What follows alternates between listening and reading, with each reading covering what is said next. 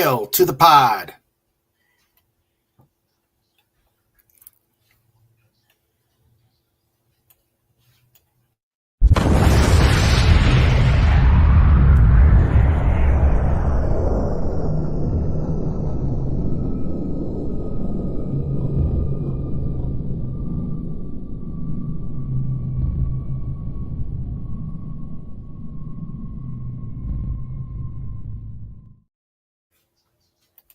Behold the royal ruler of the reef, King Dolphin. Crowned in coral and turquoise, he's gliding through his kingdom like the legend he is. Sunlight dances on his back, fish escort him past towers of glory. This episode is brought to you by thedolphinwars.com.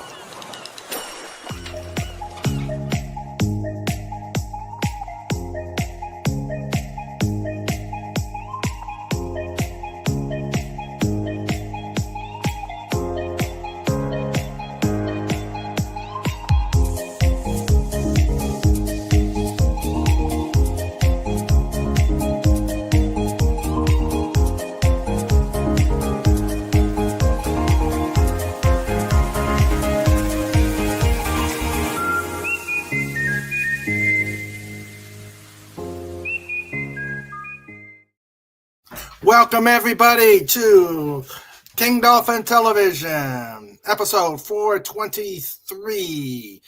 I am Raymond. I am. Behold the royal ruler of the reef, King Dolphin. Crowned in coral and turquoise, he's gliding through his kingdom like the legend he is. Sunlight dances on his back, fish escort him past towers of glory. And ruler of the greatest pod on YouTube.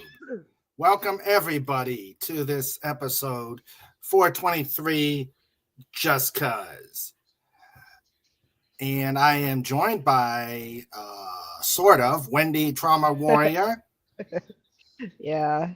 Hello, everybody. Hello, Raymond. I'm sorry I'd been gone for the last few weeks. I now have a head cold. So. Oh, lovely. Yeah, I'll try to keep the lung down while I cough. Oh, it's that time, huh? Yeah. Okay. All right. So everybody put a WTW out there for poor Wendy so she can get better, or at least not cover. Well, after the last 3 weeks of feeling like I was being held hostage by Hidalgo County judicial system as a juror. Yeah. Let's put a WTW out there. All right. So, okay. Before we get started with the chaos, if you like Just Cuz, if you like the Radio King Dolphin TV, if you love the reviews and the interviews, please do what Legatus Legionii tells us to do all the time. And if you are so inclined, make sure you follow FKHC's sage advice. And he says it's another Just Cuz, and you still have not paid up to Snorty and Trike. Pay in super chats or stickers or the tip link here. And Snorta Poopus will put the tip link. And FKHC has already started with the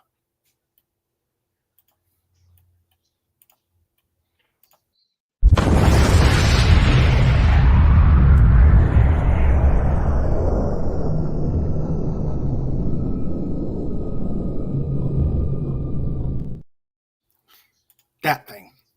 And there's the tip link. So please help keep the lights on at the channel one of these two ways. Things don't get any less expensive around here. So Nothing is less expensive ever. That's true. So Legata says, like, share, sub, chat, comment, engage, enjoy, donate, buy, feed the dog and bear. Yeah. Yes, got to do that. You don't want these two. You don't want these two making an unannounced visit at your house at an unannounced time. Because bad things happen with these guys. Snorter Pooper says, feed us. So, yes, you got to watch out for these two. Yes, definitely. Mm-hmm. All right. So, I am going to welcome everybody who is here right now. And then we will, hold on a sec.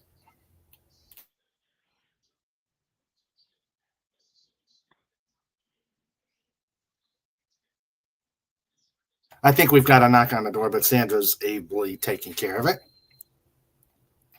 All right. Okay. Snorter Pooper says, feed us. Max Redstone says, just getting back from Shabbat services, had to help substitute for a rabbi who had pneumonia. He'll be on soon. All right.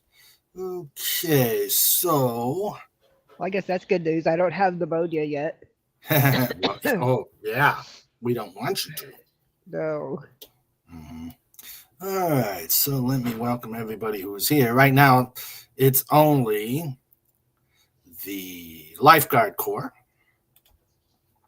So we will welcome, first off, our producer, Sandra, King Dolphin TV, in color, stereo, where available.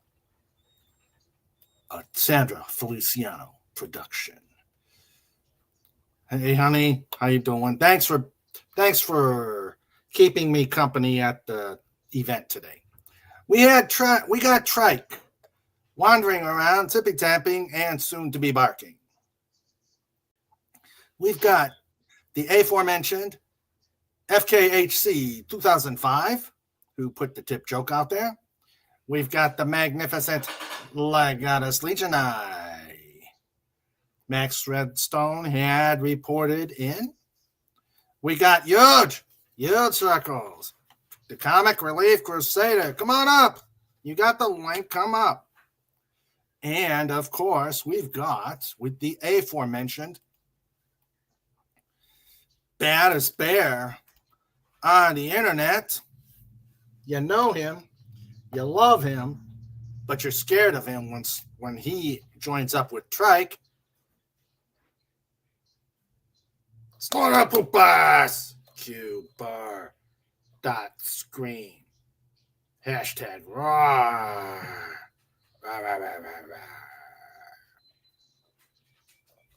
Well, we're here for another show, and it's going to be a good one. So, let's get going. And now, the other guy. Sniffles. D. Boom.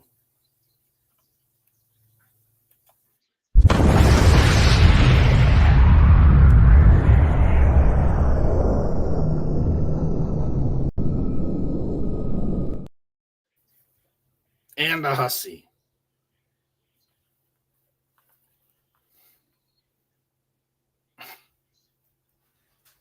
Come on, get it right. It's not a purpose. Cute bar. Dot kiss. Hashtag mwah. Oh, what was being upside down for?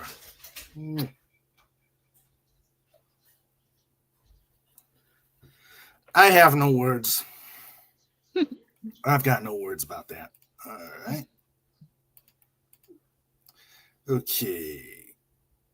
Let us be. Snorter Pooper says, Amber. You better watch out for her. Snort is. She's starting to get a little too friendly with Sniffles.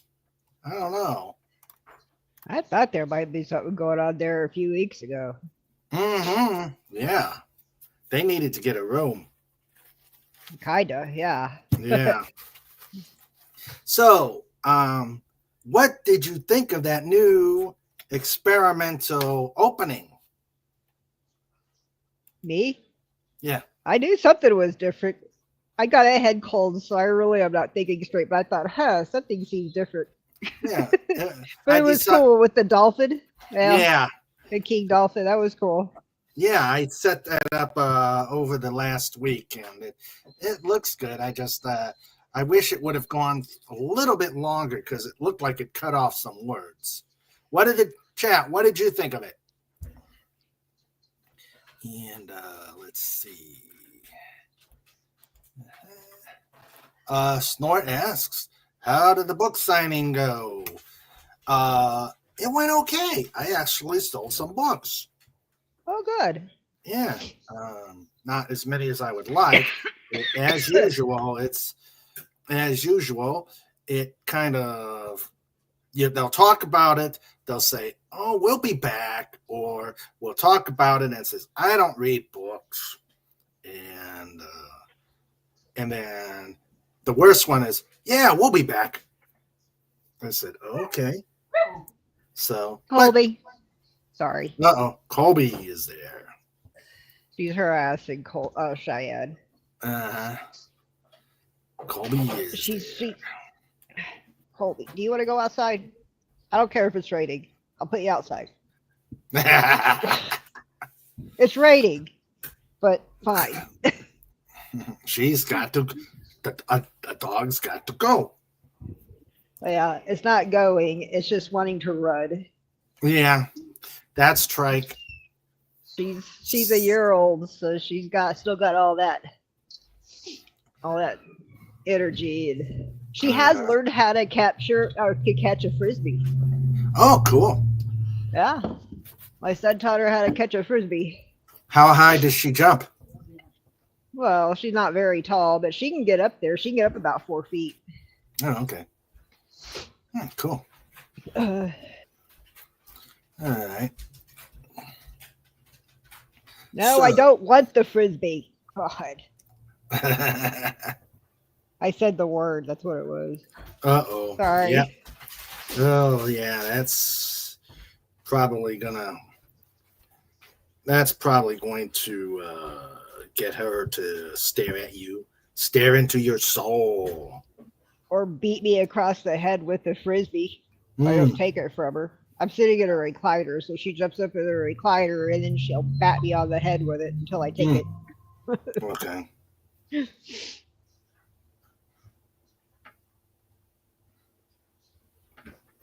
Oh man, I'm trying to bring up some jokes, but I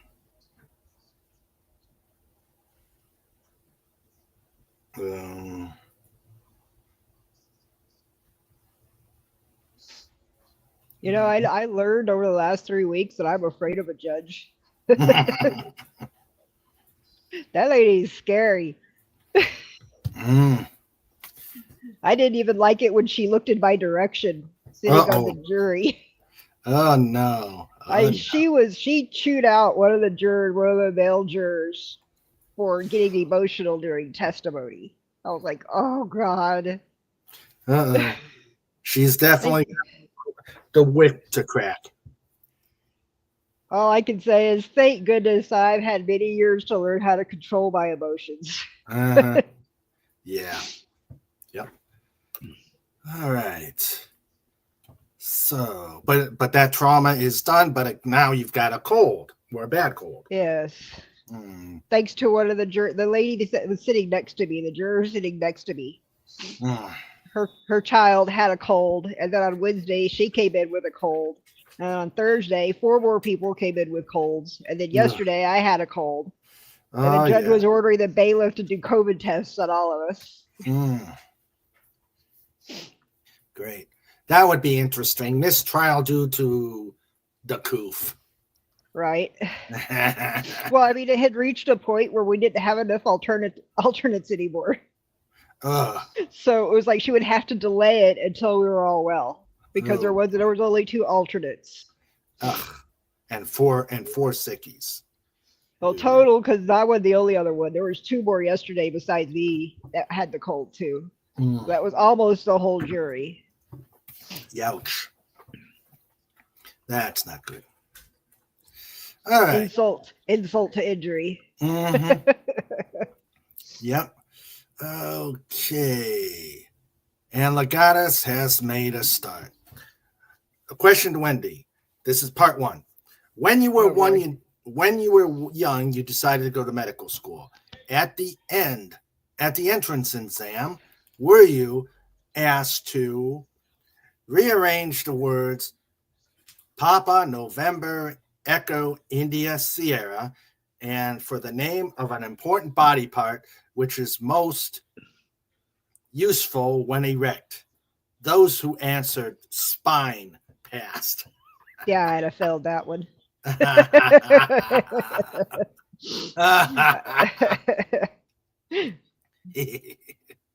What can I say? Back then, I was in my early 20s.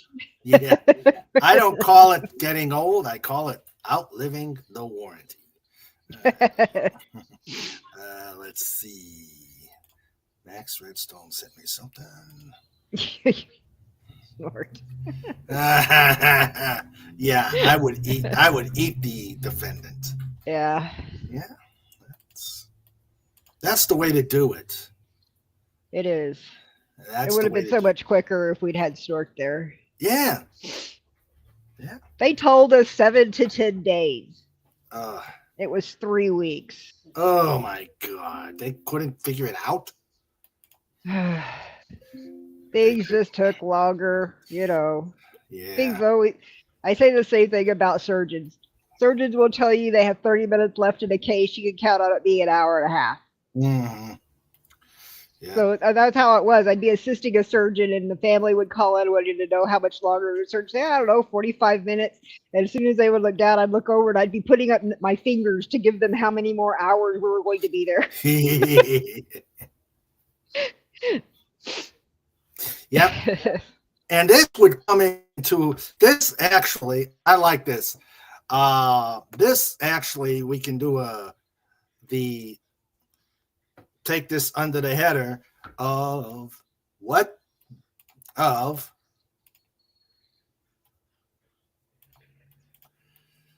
would Snortopoopas do if called for jury duty? Yeah. And we got the answer. He would eat the defendant.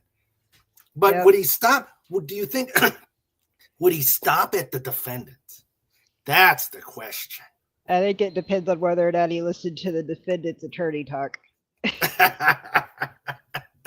What do you think, Snort? Would you have stopped at the defendant? I will admit, though, the defense attorney was very nice. Okay. She was a very nice lady, and I could tell, she was she's in a hard spot with this defendant. She was really in a hard spot. She did her job as a defense attorney, and I give her props for doing her job. As she did a good job. She did everything she could do. If I had to be a defendant, I would want her to be my attorney. I'll say that. Okay. Oh, Snortopoopa says the lawyers and maybe the judge too. That one might get you thrown in jail. Unless you get them right away. Yeah. Nah. I was not sequestered though, no. He asked if I was sequestered.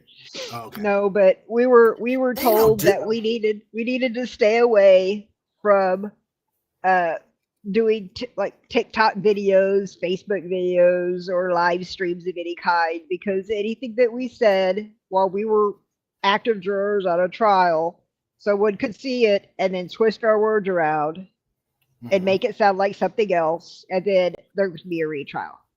Okay. And I know I didn't want to be that person. Oh, now this is classy. Oh, this is absolutely classy. Thank you, Max Redstone. Let's see here.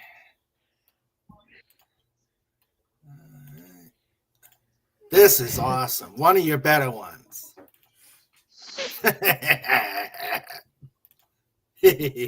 Ah, That is good. that is good. And Snort looks very dapper. And Trike looks pretty handsome too.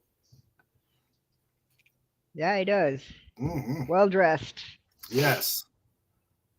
All right. Let's see. Sandra says, my neighbor is taking an extra turkey I have. She didn't come over, and when I followed up, she said she may come tomorrow to get it. So I had to rearrange the fridge to fit it in. The pumpkin puree leaked all over the again? Again? And all over the fridge, and I mean all over.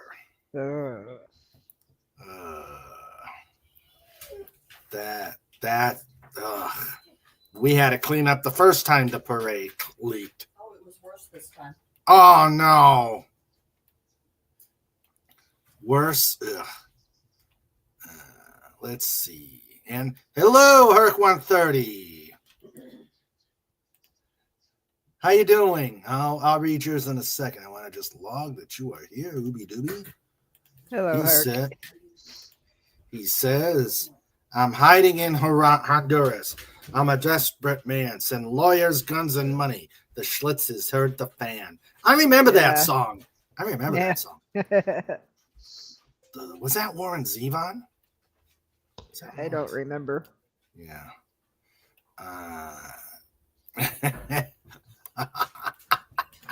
The Bear. I believe in the death penalty. Judge, this is a civil trial. The Bear. I don't care. Hang the bastards. Oh, that's the perfect way to get out of it. You know, it was weird because our paddle was there was 110 people in the paddle to decide to pick for the jury.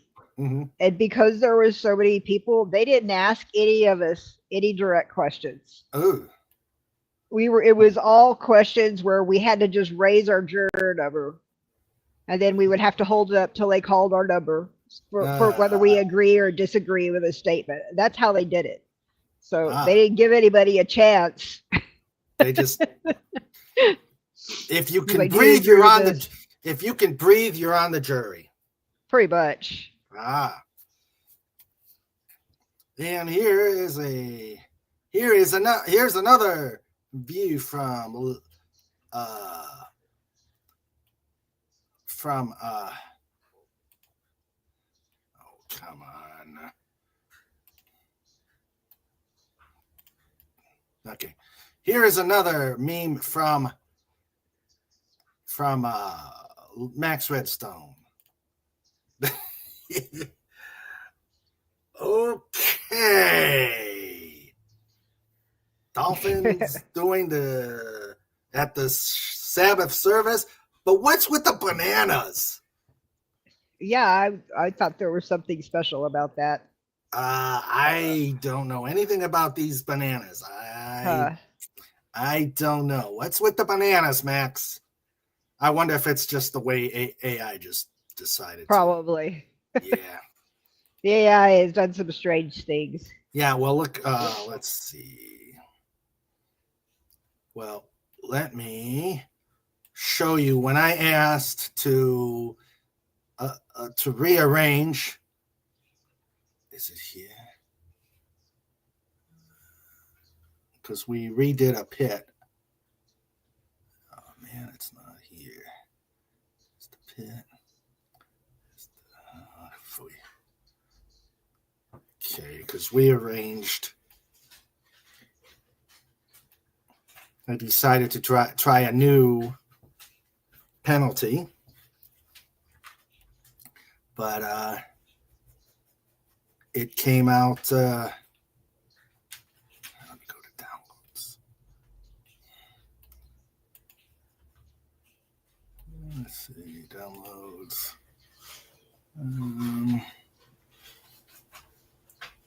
Let's see.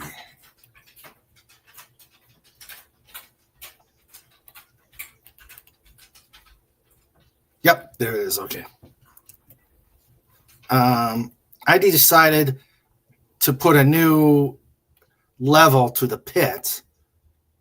Uh-oh. So yeah, so I decided to try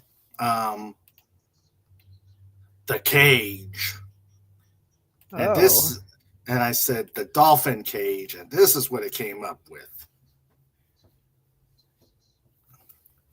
The cage wrapped around the king dolphin.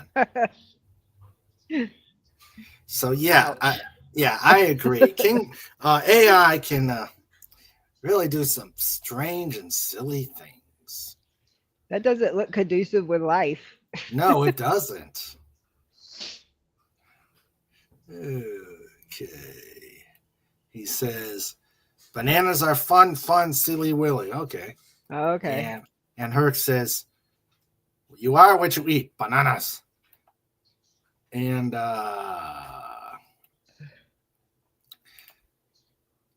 Snortapoopas says, why don't sharks eat lawyers?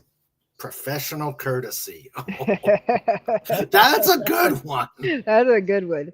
I will say that the prosecutor, I wanted to card that guy like every day because he doesn't look like he looks like he's like 18. Oh no. He looks like such a young kid. And he's a prosecutor. Which means he has to be at least 30. Yeah, but I'm looking at kids, at people now that they look like kids. Yeah. I'm like, whoa. So Snort, you are at the pit. And there you go, Snort. There you go. All right, with the little tricycle and the safety helmet. Okay. Bananas are very appealing. Uh-huh. Oh. Yeah. All right, now that we've gotten that going, I got a joke, at least for right now. All right. What does a clock do when it's hungry? What does a clock do when it's hungry? It goes back for seconds. Ah. Ouch. Well, I guess I better get to the cage. The cage that doesn't look conducive with life. Yeah, that's true. Oh. I gotta take my glasses off. Okay.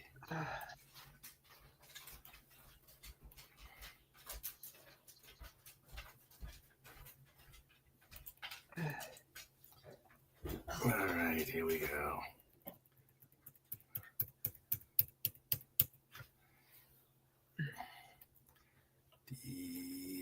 I am off. I am off to the cage. All right. Hey, Comet, come on up. I'm gonna try to keep up with you. I'm sorry. I'm a little slow today. Okay. I think there's a little too much snot in my brain. Okay. Hello, Lenrod. Get yourself up here. Hey, Lenrod. The great Lenrod is here.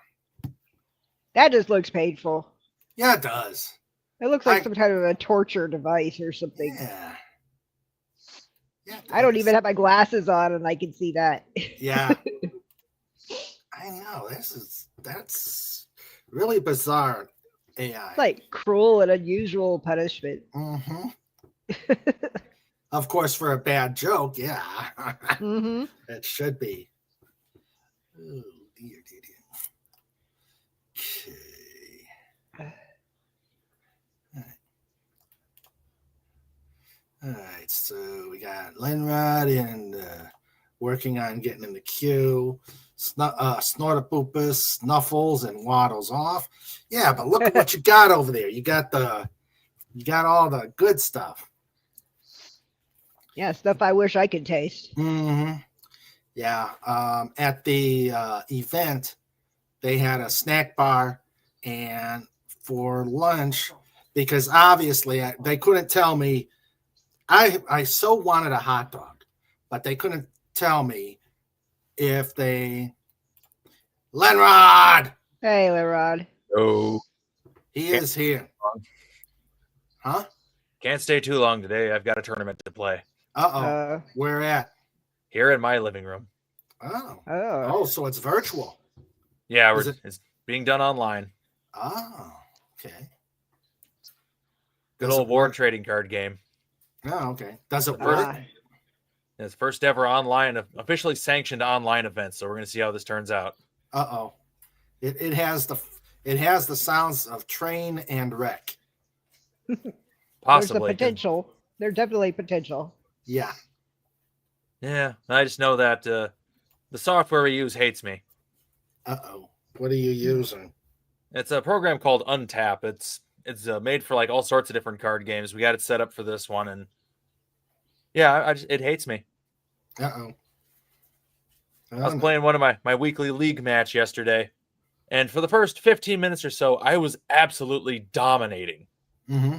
Like the win condition of the game is you get like 300 hit points worth of critters in your opponent's discard pile. Well, for those first 15 minutes or so, my opponent was up to 260. I was at 0. Oh. I was annihilating him. And then he plays a creature called Scarlet. In the game, you hit your opponent's creature by rolling 2 6-sided dice. And depending on what the roll is relative to their armor value, if you meet or exceed their armor value, that's how you hit your opponent's critters. Well, Scarlet has the ability that when those dice are rolled, it doesn't matter what the number is as long as the numbers match. So if you roll doubles of anything, that's how you hit her. Wow. And it only has like 10 hit points, so she dies to everything. Problem is, for the next half hour, I proceeded to roll 0 doubles, and then they won. Oh, that sucks. Yeah. Shame on the person who made that card. Yeah. I mean, it's still a limit 1 per deck promo card kind of thing, so you can only have one. And it only has 10 hit points, so it dies to everything. But yeah, I just could not roll doubles because the program hates me. Hey, Fez. Hi, Fez. Hey there. Can you hear me? You got some choppiness and some You're bouncing. glitching out a bit there. And you're frozen now. Oh, jeez. Oh, boy. He tried. Gonna be a simpering. Mm-hmm. Yes, he is. Thus, he is in the corner. Hey, Andy. Hi, Andy. Yo. I can get you a link if you want. Just let me know.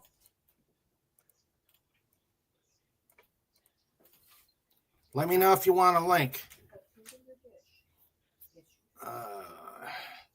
So yeah,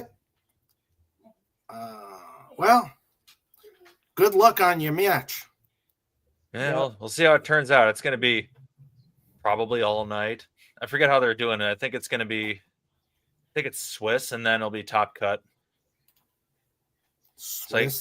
So Swiss basically means you play X number of games, and the person with the best record at those X number of games moves on to the top cut. And top cut will be single elimination. Okay. All right. Am I here? You're here. You're here now. You're here. Awesome. Yay! I hit a wrong button, so hands up. Stay away from the mouse. And what's sticking out of my finger? Mm-hmm. It's weird today because when I got into StreamYards today, it went through Safari on my iPad. And so it's got a completely different setup. So I'm looking at all these buttons like I'm afraid of what to push. Mm-hmm. Yeah. Yeah. Because it's usually whenever it just goes in through X. Whenever I tap on the link, it usually just goes straight to the X link. But nope, today it's decided that it's doing it in Safari. I don't like Safari. I don't use Safari. Safari's okay on iPads, but I don't use it on I don't use it on the main computer. I use Brave. Brave is I don't amazing. even use Safari on the iPad. Oh yeah? I use DuckDuckGo. Safari so goody. Yeah. What did you Yeah. what'd you say you used, Wendy? DuckDuckGo. Oh, DuckDuckGo. Yeah. Oh, okay. Cool. So, Fez of Destiny, how you doing? Oh, just Andy. How you guys all doing? Good. We missed you. I've missed you too. All right. And it's been one of those long weeks. Started out with, let me get this right, Lodge School on Monday, a initiation in which I performed 2 degrees by memory on Tuesday, blood drive and School of Instruction on Wednesday, doctor's appointment Thursday, and then yesterday was the indigestion and constipation. So it's been a week. Sounds like it. Yes. At least you didn't sit on a jury for 3 weeks in a criminal trial like I did. Oh, dear God, no. It's surprising. I've never been called for jury duty, which Me neither. I must be doing something right. This was my second criminal trial. Wow. Oh, wow. I must be weird because I want to go to jury duty. Oh? Like the one person in the world who wants to do it never get to go. Yeah, I think that's what it is. The people that want to go, they don't want it. Yeah, because they know we're going to walk in and say, well, I just don't like the cops, or I just think he's guilty because X, Y, Z. That was like George Carlin once said, the easiest way to get out of jury duty is to tell the attorney that you make a great juror because you can spot guilty people just like that. Yep. Yep. Oh, that was the other thing. I just repaired the headphones. Yeah, I see that. This is actually packing foam. Okay. Well, if it works. It's nice to have tools. Yeah. Indeed. Especially dull scissors. They work horribly. The tools, the talent. Oh, yeah. Yeah. Well. And hello, all you happy people in the chat. Yeah. Yay. Yeah. And I sold 4 books today. Ooh, awesome. Holy cow. Yeah, 1 set and 1 copy of All's Fair. That's fantastic. Yeah. Wish it would have been more. You know, judging from people we talk to, it's like, but then it's like they either walk away staring at anybody other than you. That's about 50%. Yeah. They talk to you, grab a card, and walk away. They say, "Oh, very cool," and walk away. Yeah. Or you go through the spiel, they sound just about ready to do it, and they say, "I'll be back." Yeah. Yeah. And yeah, that's my usual tactic. So I'm like, ugh. Although I wouldn't do that to somebody who I think is legitimate. I do that to people when I'm looking at a guitar and it looks really nice, and then you see the crack where the neck meets the body, or you see the repair with super glue at the top of the neck by the headstock, or something along those lines. Yeah. It's like, let me look around a bit. I'll be back. Which translates to, are you kidding? You know, unless it's like $25, something like that. Yeah, then it's worth the price because then you can just fix it. Yeah. Yeah. Or you can sell the parts or use the parts. Yeah. I think it's worth more as pieces than actual unit. Yeah. Yeah. Kind of like my old car. Yeah. Oh, but I had a couple people. A couple people say, you know, I saw you on a YouTube channel a couple weeks ago, and I said, yeah, this was the Veterans Day one. I said, oh, cool. I am now a local celebrity. Yay! Fantastic. That was a great show. He was a great guest. Yeah, he was. I enjoyed that very much. Yeah, and he is very eloquent. He told me that he had on the wall that he was looking at he had sticky notes of all the possible answers for the questions. I There said, you go. I said, that's preparation. Yep. Mm-hmm. We got Veterans Day off the Tuesday from Mhm. from And the that's trial. preparation H. No. But to make up for it, the judge kept us on Monday until almost 7 p.m. and then until almost 7:30 on Wednesday Oh. Jeez. to make Rough. up for the Tuesday that we were off. Uh-huh. Because he wanted to go golfing on Wednesday. When we had our trial and I was a juror, we actually had a deaf person. That was an interesting situation. Oh yeah, that would be really interesting. Oof. Yeah, because they actually had to swear in both the juror and her interpreter. Wow. Yeah. My aunt is an interpreter, deaf interpreter, but she's never been called to do a trial or anything. Yeah, she and the interpreter was absolutely quiet until the end, and then she told us if she were a juror, this is what she would have done, but she couldn't say anything. Of course not. Yeah. I just integrity. I just found that very, very interesting. Yeah, that's called integrity. You gotta admire it. Yeah. Yeah. Snorter Pooper says, I got out of jury duty in a civil case against a tobacco firm. I told them that people have known about tobacco and cancer for decades, and the tobacco company didn't make them smoke. Yeah. Oh, that's true. Yeah. Oh dear. Well, geez, the first jury that got picked on, of course, it was just a small group because it was for a gun possession. This was back in I think 2016 or something like that. Mm-hmm. And so they were going through and talking to us, and they had our information card there, and they asked me, they said, so you work in trauma, in the operating room in trauma? And I said, yeah. Have you ever seen anybody come in with a gunshot wound and treated them? Yeah. You ever see anybody die from a gunshot wound? Yeah.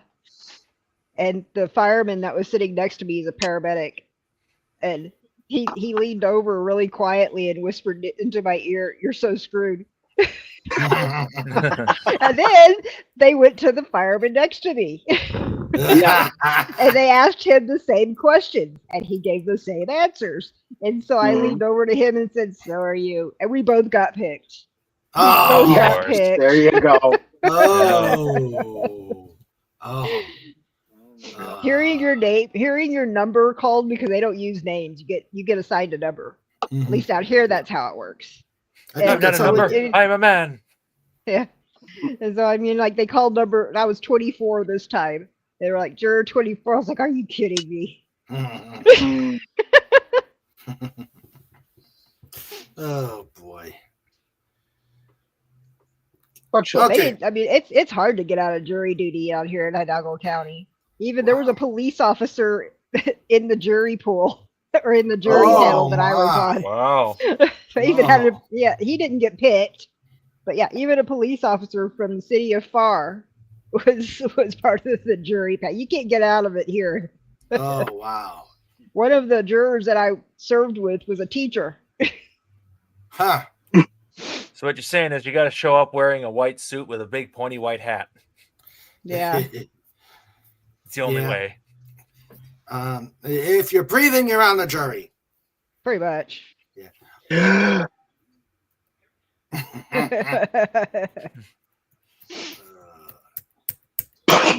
This is the stupidest hoodie I have ever seen. The stupidest. I've seen some stupid hoodies. And they say this is actually, they say that's a bestseller. The extra pocket? What? Yeah. Yeah. There's a pocket Why in is a it pocket? so special? I don't. Oh, I see. There's a hole in the middle for your beer. Yeah. Yeah. So basically, it's a broken hoodie because I got one just like that. Yeah. That's what my brother's getting for Christmas. Yeah. And that's not a lace going around his neck through the hoodie. That's the silly straw you dip in the beer, and then the other end goes up to your mouth. Oh, Yeah, my brother's totally getting that for Christmas. No. Yeah. All right. And Tim has got some memes. Okay. All right. We got some memes from FKHC.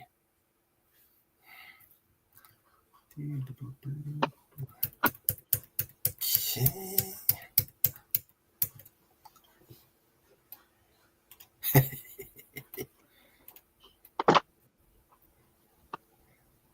All right, here we go. Oh.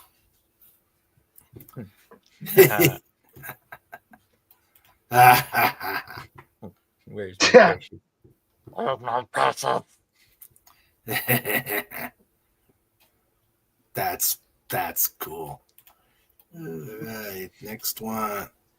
Wait, wrong way. Oh, classic. Yes, Yeah. the double way. Reserved parking with wild abandon. So they've been to McAllen, Texas. Mm. Oh Dear. Famous Star Trek rocks. Mm. Yeah. The rock, Oh dear Lord. the other rocks, and oh God, Kirk's rock. Yeah. Kirk's rock. Oh God. That's why he's so popular. I'm gonna be a good girl. I'm gonna be a good girl. I'm gonna be a good girl. Darn it. Well then, that one definitely deserves. We'll be back to the memes, but that one definitely deserves to see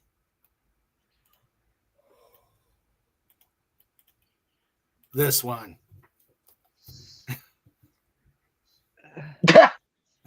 Yeah. That's Yep. a classic. I love that one. Mhm.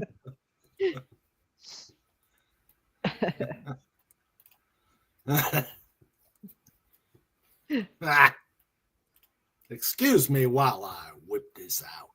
Would Han Solo have run? Yeah, Well, he'd Now have let's jumped see. into the Sarlacc pit. oh, ho, ho, ho. Yeah, ho, ho. Ouch. Yeah. Oh, dear. And Wendy just threw something at Wendy just threw something at Tim. Wait, did I share it? I did. No. No, I did it. The last one we saw was the Leia. All right. The last one Be I careful. saw was Leia.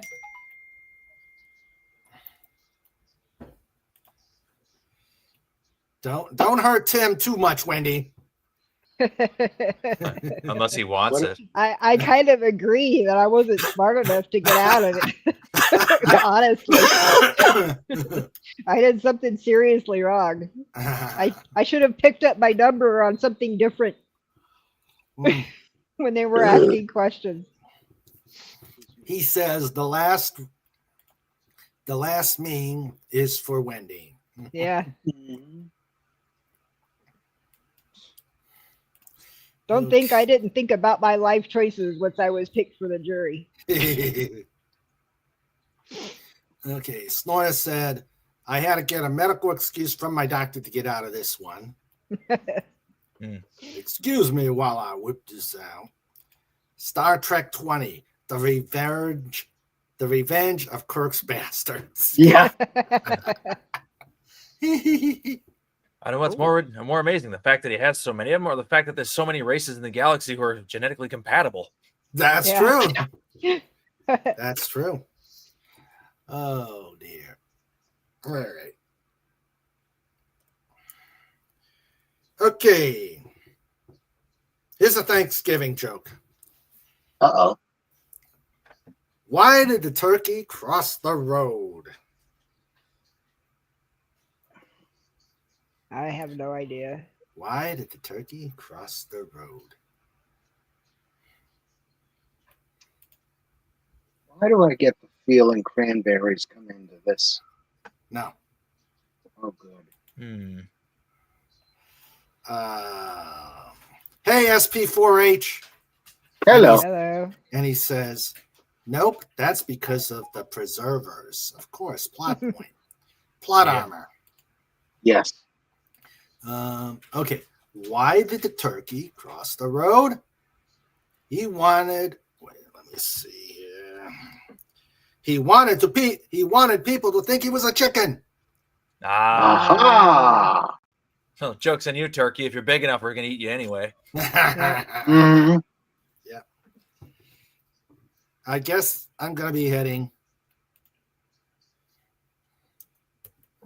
to the cage. Mhm. Cage. And thanks to Max Redstone, it's less painful. King Dolphin, life on the inside. Yep. That's much better. Mhm. That's much better. FKHC says that turkey joke didn't jive with us.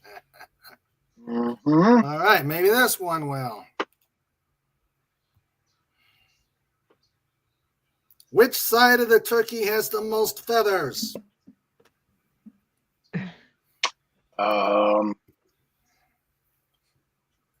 The removed side. Sandra got it. It's the outside. I was The gonna outside. say that, but I had no answer. Yeah, turkey. Yeah, that was a turkey of a joke. yeah. Why do turkeys love rainy days? What? Why do turkeys love rainy days?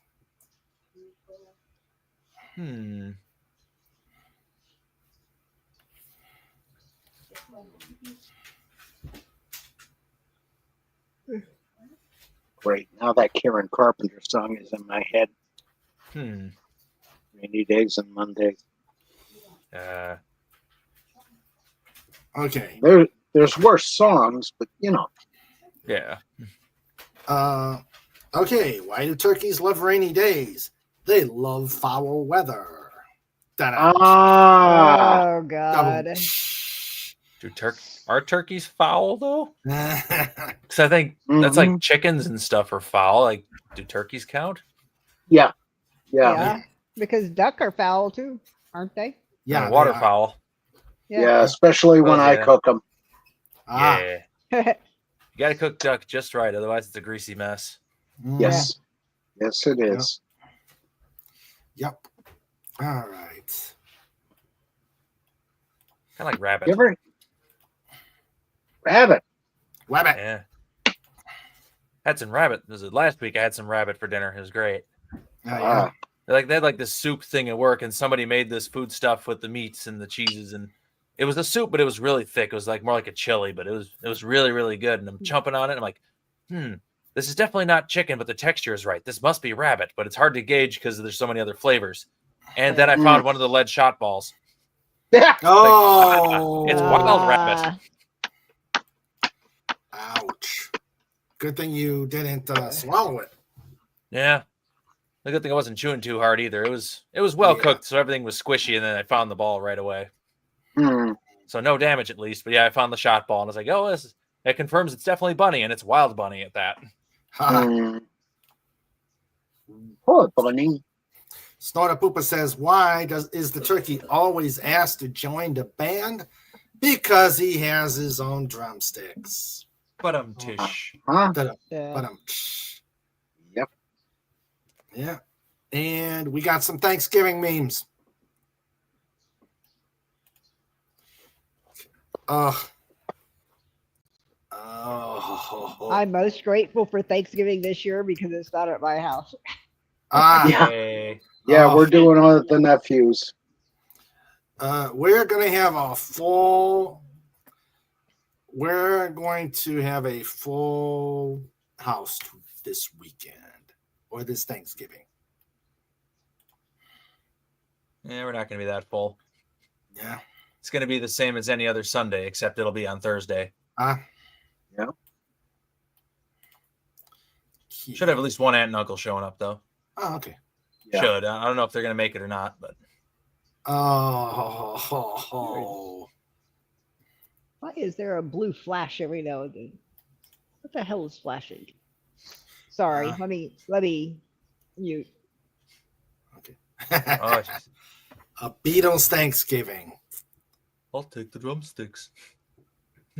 Wings. Cold turkey, George. Yeah. And look at the signature, Joe Lennon. Yeah.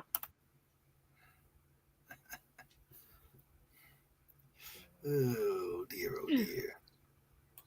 I do miss old Thanksgiving. You know, back in the 70s, early 80s. You go to my grandfather's house, and grandma and grandma, my folks, my sister, my two cousins, two sets of aunts and uncles, plus, let me get this right, my grandmother's sister and brother-in-law, and my grandfather's best friend and his wife. So it was full house, big table. We're over at the kids' table. You know, it was just pandemonium. It was that time of year that everybody got together for dinner and an argument. I used to like Thanksgiving back in the 70s and 80s too because I didn't have to cook or do anything. Yeah. That was akin to what it was for me in the 90s. Yeah.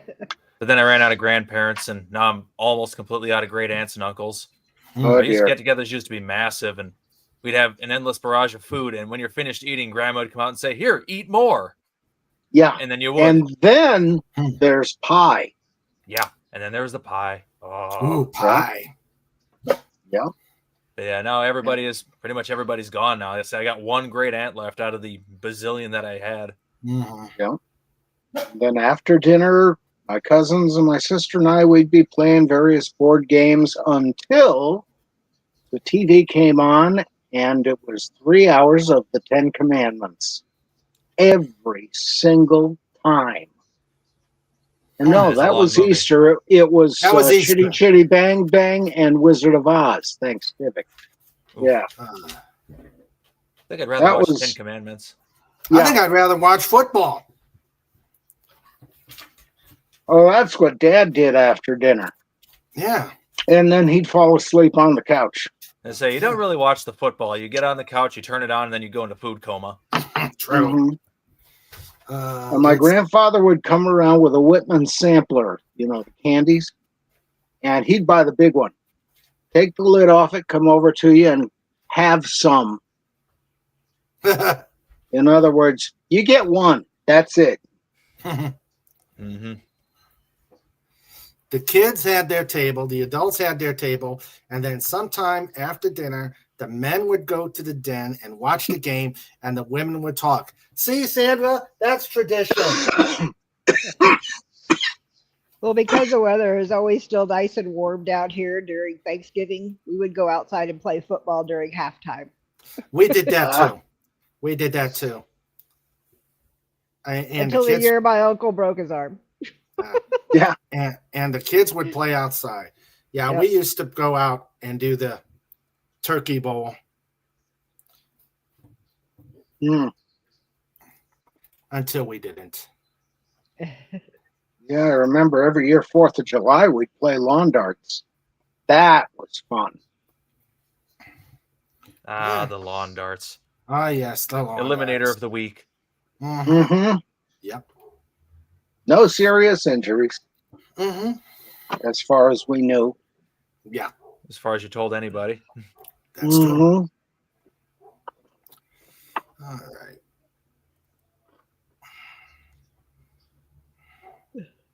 Oh. Oh, this one. This one's bad. Why do turkeys gobble? Because they're hungry. No.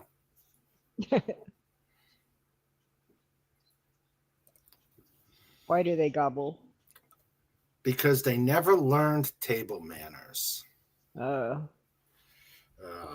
Oof. So my dad never learned table manners. To the pit. Yeah, that's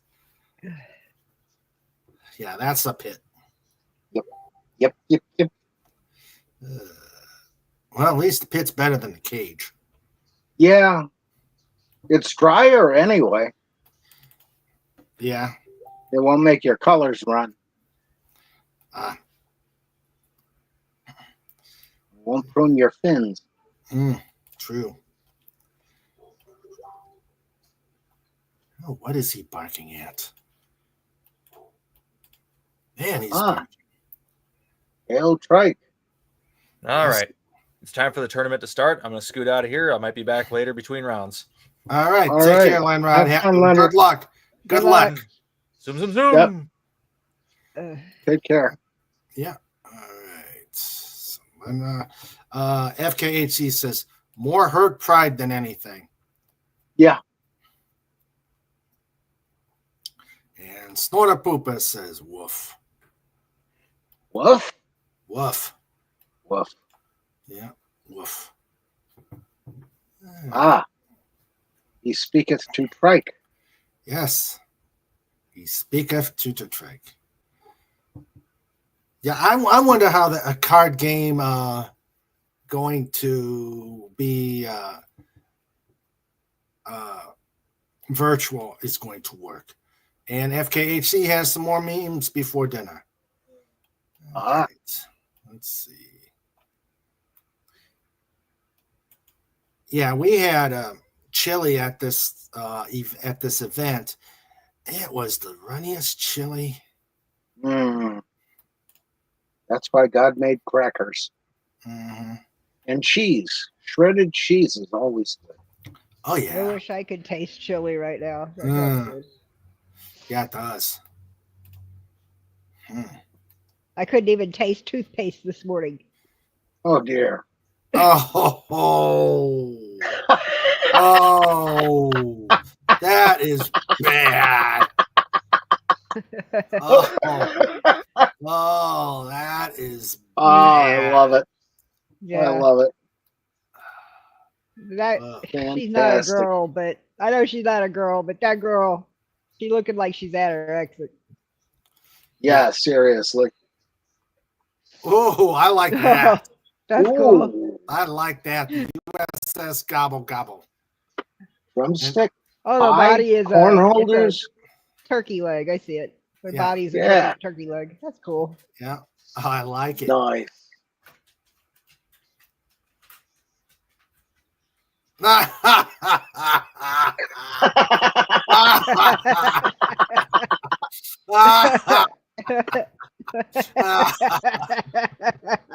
Oh dear.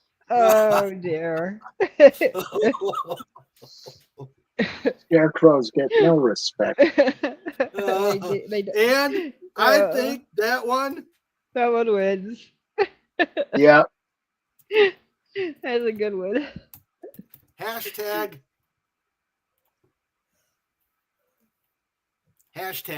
panel broke. Yep. Oh, Glenrod left at the wrong time for that. Yeah.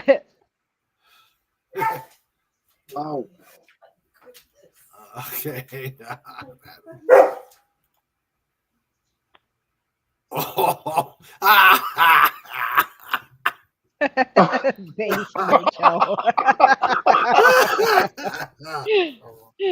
Look, mother cranberries. Oh. You hit the mother load. That's hilarious. Yeah. Yep. Trike. What is going on behind me? A conversation. Ah. Oh, that was. Which way is trike pointed? What's the matter, Cheyenne? What? It's a one-sided conversation. Oh, a one-sided conversation. FKHC Is Trike aimed at the door? No. Okay. Oh, that was a messy one. Hold on. Gesundheit. FKHC is even Trike had a laugh on that one. Yeah. Oh dear.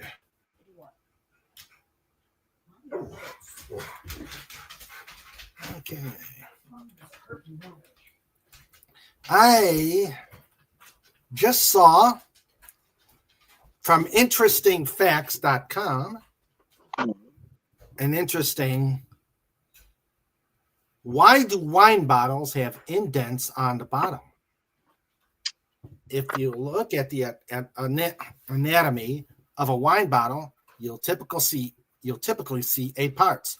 From top to bottom, we have the closure, the cork or screw cap, the capsule, the thin metal sheet that wraps around the closure, neck, shoulder, body, label, heel, the part that makes contact with the table, and finally, the punt. The last element is arguably the most curious. The punt is the indentation in the bottom of the bottle, found on wines across the world. Here, I'm going to share this so that people don't think I'm nuts. Well, they do anyway, but you know. Okay. All right. Hello, Wallace Lang. Hey there. Hello. How you doing, buddy? All right, Wallace Lang. Does it have something to do with cork residue? No. Okay, so let us continue here. All right. Okay, so I've shared it. Never put mustard in the fridge. It is a necessity of glass blowing. Before the Industrial Revolution and the rise of mass production, all wine bottles were crafted individually by skilled glass blowers. During this process, the glass blower would attach a metal rod called a pontil, I hope I'm saying that right, or punty, to the bottom of the bottle to manipulate and shape the glass. When the blowing process was complete, the pontil was removed, but it often left a sharp, jagged scar known as a pontil mark. The protrusion could make the bottle unstable and at risk of scratching a table surface or causing the bottle to break. So the glass blowers pushed the pontil mark up into the bottle, making sure the container could stand upright with no sharp points on the bottom. This practice created the punt, which is still found on bottles centuries later. While glass blowing techniques can explain the punt's original presence, they don't explain why machine-manufactured bottles still have the indents today. One explanation is they add to a bottle's structural integrity, making the glass less likely to break when knocked against something or dropped. The Romans were famously fond of using arches in their aqueducts and bridges because they knew arches add strength by distributing weight through compression. And the indent in the bottom of the wine bottle is itself an art. Physics, people, physics.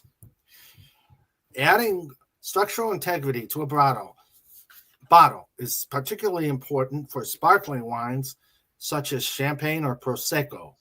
According to Wine Spectator, the pressure per square inch inside a bottle of bubbly is somewhere around 70 to 90 pounds, about double to triple the pressure in a car tire. The curved surface of the punt helps the bottle withstand this pressure without exploding, acting just like arches do in architecture to help distribute forces more evenly in the bottle. Wow. Yep. And while it may only be a happy coincidence rather than an intentional design choice, the punt helps filter the sediment that may be present in natural red wines, older bottles of red and vintage ports. That's why I thought it was always there. Was Yeah. because of the sediment. Yeah, the indent at the bottom of the bottle allows sediment to settle evenly, collecting in a ring around the base rather than forming a flat layer on the bottom. This makes it easier for sommeliers and oeophiles, the fancy name for wine aficionados, to pour their wine while leaving the sediment behind. Yeah. Yeah. Oh, okay. And while punts continue to serve some practical purposes, their persistence in modern winemaking may have just as much to do with tradition and consumer perception. The depth of the indentation is often seen as a sign of quality and craftsmanship due to perceived links with traditional, high-end, and vintage wines. Some consumers, perhaps subconsciously, therefore associate a pronounced punt with a higher quality product. No wonder boxed wine sucks. Yep. There may be more advanced marketing trickery in play. A larger punt means more glass, which makes the bottle heavier, which can be subconsciously connected with a higher quality product. Having a more pronounced punt can also make the bottle appear larger, and if a potential buyer is comparing two bottles and one looks slightly larger, they may be more inclined to go with that one, despite both bottles being clearly labeled as 750 milliliters of wine. Hello, Max Redstone. Hey there. It is Hello. indeed called a punty. A punty, huh? Yeah. I used to go out with a girl who said she was a glass blower, so Oh, said she was. I always thought that would be cool to learn. Yeah. Anyway. is that, Hi, Max. hey, Max. Hi. Hello. Is that why my glass bottles of Coca-Cola have these little indentations? Pretty much. I mean, I don't know. I don't know for sure, but there's a lot of little structural things that go into them. Yeah, I always thought that was just because of the sediment, so the sediment would settle around the edges and not the Yes. whole bottom. Oh yes, That's the why I settlement, thought they did it. the settlement and the tannins in the Coca-Cola. Yeah. Eh, I don't know. Excuse me. How you doing, Max? What's it? I'm tired.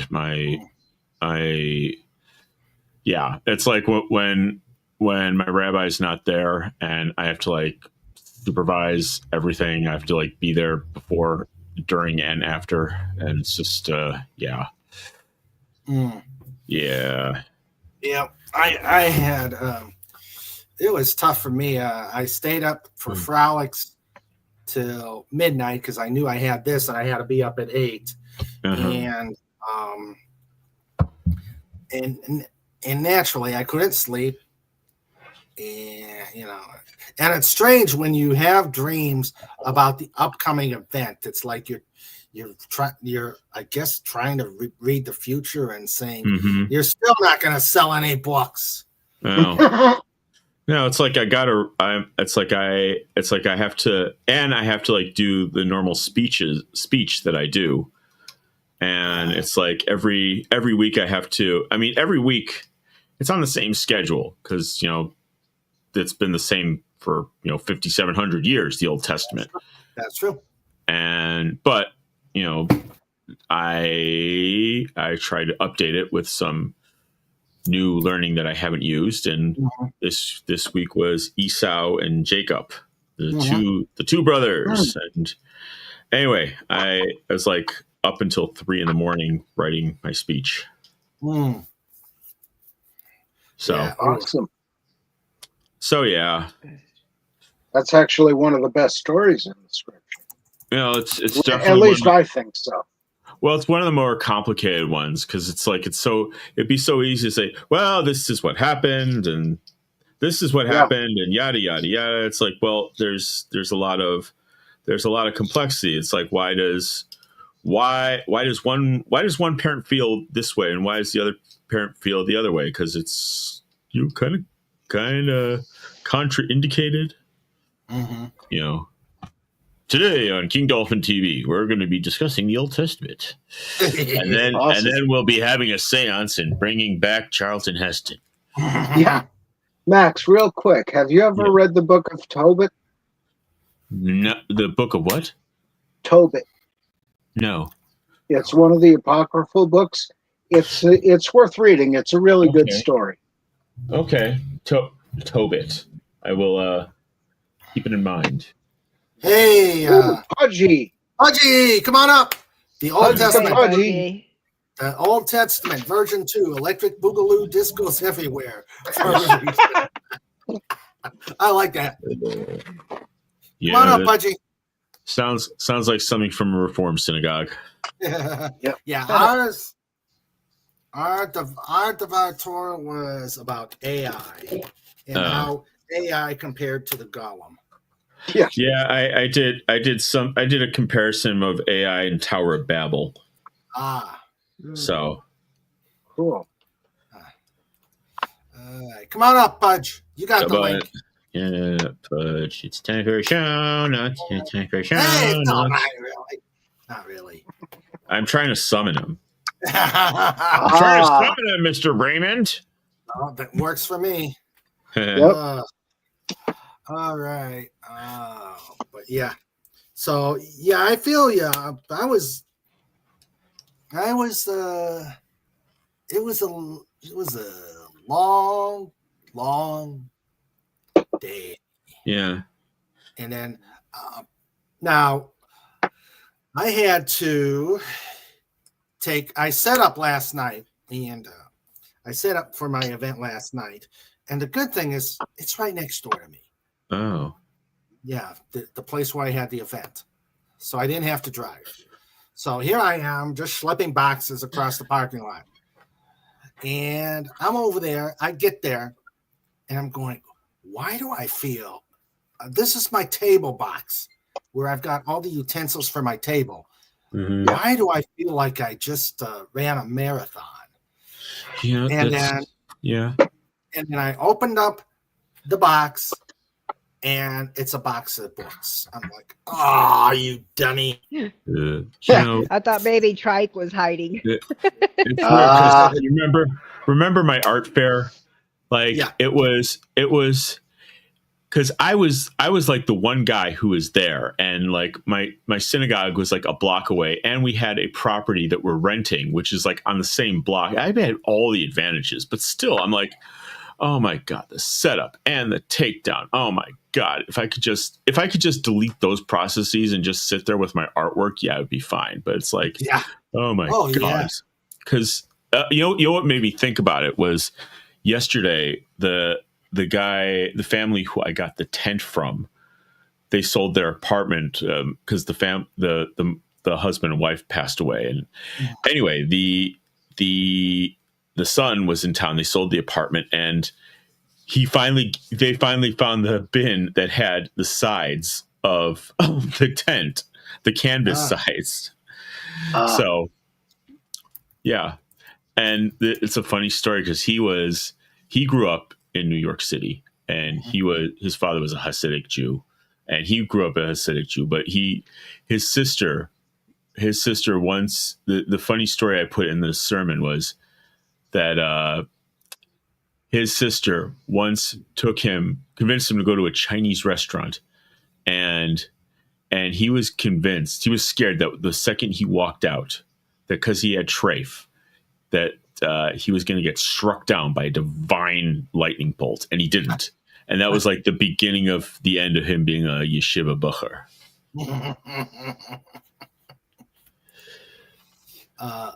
Anyway, I believe. So, fortunately, living next to door, I went back, grabbed the table box, came back, set the table, and I'm over there. I get back. I'm like, yeah. I mean, I'm like, and my asthma was going bananas. Oh dear. Yeah. And box wine does suck. Mm-hmm. Yes. It is the cynosure of low class. Mm-hmm. So today I put I put a turkey to donate to the food mission. I put a chair, and what else did I do? My cash box. Put it in my cart and walked. And by the time I'm up there, I'm at the table going,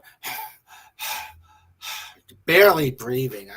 Asthma sucks. Asthma really sucks. Yeah. Yeah. You know what we're doing for Thanksgiving? What? Guess. Come on. Having a massive family get together. Nope. Okay. Okay. What's Plan B for Jews? Chinese restaurant. Bingo.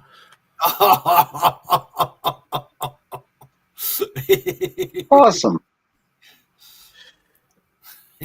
But that's usually done on Christmas. Well, you know, we used to. I feel the same way as Lenrod. You know, because back in the day, we used to have big family outings when we had the house in Chicago, and then, well, people pass away as they have a habit of doing, and you know, things just got smaller. Yeah. So. Yeah. And now we're. Oh, sorry. Go ahead. No, go ahead. I just said we're just a smaller crew. Mm-hmm. Yeah. Yeah. So I keep trying to talk Sandra and says, we ought to do Chinese for our Christmas dinner. I usually get smacked. You know what the funny thing is? In San Diego, there's not a whole lot of good Chinese food. You got to look for it because in terms of like Asian food, there's Korean. There's a lot of Korean. There's a lot of Vietnamese. Mm-hmm. Yeah. But you got to look for the Chinese. There's still, I guess there's like a lot more Chinese in Los Angeles and San Francisco. Mm. So that's just the way the Asian spread happens. Okay. Down here, it's a lot of Japanese. Yeah, there's some Japanese too, but it's it's okay. Yeah. I mean, I like Japanese. Oh, I like Japanese too. And it's in in Chicago, like we here in San Diego, they just have Mexican. There's Mexican. In Chicago, there was Mexican, but there was also Guatemalan, Costa Rican, Colombian, Cuban, because because of the commercial, all the commercial influence. But anyway. Yeah, there used to be a lot of Chinese restaurants here in Pennsylvania, and now I think there's 3 in our area where there used to be about 20. Ooh. In fact, one was an old Ponderosa steakhouse they converted. That was great. Oh, God, I miss Ponderosa Steakhouse. There's a Sizzler near me still.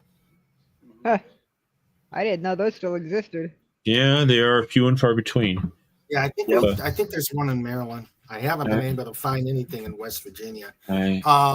Wallace Lang says, I prefer to drink fruit juices. Orange juice, Concord. There was a Chinese place back in Chicago that had these legendary egg rolls, and I think they were either fried in peanut oil or they had peanuts in them, or it's something about them. And then they changed ownership, they changed the recipe, and they weren't as good, and then they went out of business. But I dream of those egg rolls. We had where we lived, we had an outstanding Chinese buffet. I mean, the food was great, and when I asked them if I can get an egg foo young, they always made it. They did our wedding dinner. Yeah. They did our wedding dinner, and but then somebody else had the brilliant idea a mile down the road, not even a mile, about a half a mile down the road to put up another buffet. Well, and I'm that's capitalism, honey. Yeah. And the thing was the original buffet, we could walk from our apartment, so it was that close, and they were just friendly people. So what happens? The original one goes out of business. I'm like, and it wasn't, and that buffet wasn't that good. No, sorry. Yeah. Slaughter Poopus says, I like Chinese food, but the Chinese always hide when they see me coming. I was gonna say it's like I like Chinese buffet too, but they never stand still. Yeah. Well, there was the one place in Clark Summit I used to go to all the time, and I'd be there for lunch and dinner 5 days a week. It was run by actual Chinese people, and for about 2-3 weeks, I didn't go because I was away. And I finally come back the one day, and this is not being racist at all. This is the real accent. I walked in the place, and the guy who ran it said, "Where you been? We've been losing money." You been here for an hour. I never missed a lunch there again for another 6 months. Because he was great. When I lived when I was growing up in the north side of Chicago, we would go to one place to get the entrees, and we would go to the other place to get the egg rolls and the pot stickers. Yeah. And then the entrees place closed, and then we moved up to the suburbs, and then like 10 years later, they opened up a place in the suburb. It was like where we were living. It's like just down the street. It was like the greatest thing ever. Yeah. And the ones around here. Oh, go ahead, Wendy. Our favorite Chinese food place down here has been here. It's been in that same spot for over 40 years. Oh, nice. Right next to the college. Oh, nice. Yeah. So they get, and they're cheap too. I mean, you can still get sweet and sour chicken for $8.75. Yeah. Wow. Because they got the college crowd that comes in every day, so they can keep it cheap. We used to get the steamed crab legs at all the Chinese restaurants. I love their hot and sour soup. They got the best hot and sour soup. Yeah. I don't even, I just, going out, it's like, oh, let's go out. It's like, no, screw that. It's so expensive. Even McDonald's is, it's like, I'll just go to Costco and get something I can either heat up or get like just the basics I can cook. It's like, it's not even being Jewish. I am cheap about food. It's, Well, that's why we go to that Chinese place, because it's still it's you can still afford it because college kids could afford it. Yeah. Because that's the majority of their, their customers. So they keep it down like that. I mean, big old thing of sweet and sour chicken, whatever rice you want for $8.75. You can't beat that anywhere. Yeah. It's like McDonald's. When did a McDonald's hamburger merit like $4? Never. $4? Never. Yeah. Like $10 here. Whoa. It's like almost $8 here in South Texas. I mean, I'm just talking about like the normal run-of-the-mill hamburger, like the one that used to be like 99 cents back in the day. Oh. Yeah, I always got that quarter pounder. Yeah. And they're $10 here. Yeah. Wow. And I defy you to prove to me that there's real meat anywhere in that thing today. Yeah. Because that don't taste like meat. Not at all. Yeah. Weathered cardboard. I mean, you can tell. I mean, look, I understand why it doesn't decompose. There's just so much fat and sodium in it. There's no moisture. Okay, so it's nothing that pernicious. It's just science. Yeah, but still. Well, I mean, if these had any fat, they'd have some flavor. I mean, Jesus. Yeah. What's out there today is just garbage, and Burger King's no better. Yeah. Burger King used to be better. Even Wendy's hamburgers have gone down. Even the Wendy's hamburgers. Yeah. Last one I got was like, it was awful, the last one I got. And I paid $7 for it. Yeah, better off going to a Five Guys. A Wallace Lang says, here in Sioux City, Iowa, there are Chinese, Japanese, Mexican, Indian, and Thai restaurants. Well, I live 10 miles from the border of Mexico, so there's Mexican food restaurants every other block. Oh, yeah. You ever notice there's no English restaurants? Well, you know what? There used to be my first paralegal job back in like 2010 was out in like the eastern part of the county. There was a shop called All Things Bright and British. Mm-hmm. They had pasties, they had jammy Dodgers, Turkish Delight. Mm-hmm. And then they had like the celebration for William and Catherine's wedding, and then they went out of business. Well, get this. There are restaurants down here that serve Appalachian. And I'm like, really? I'm trying to remember what we had, but I'm like, why are you calling this Appalachian? You're trying to remember what you had or who you had. Yeah. I don't know, Max. I don't know. Sour belly and grits. Uh-huh. Well, let me see what. Let's see. Let's see if I can.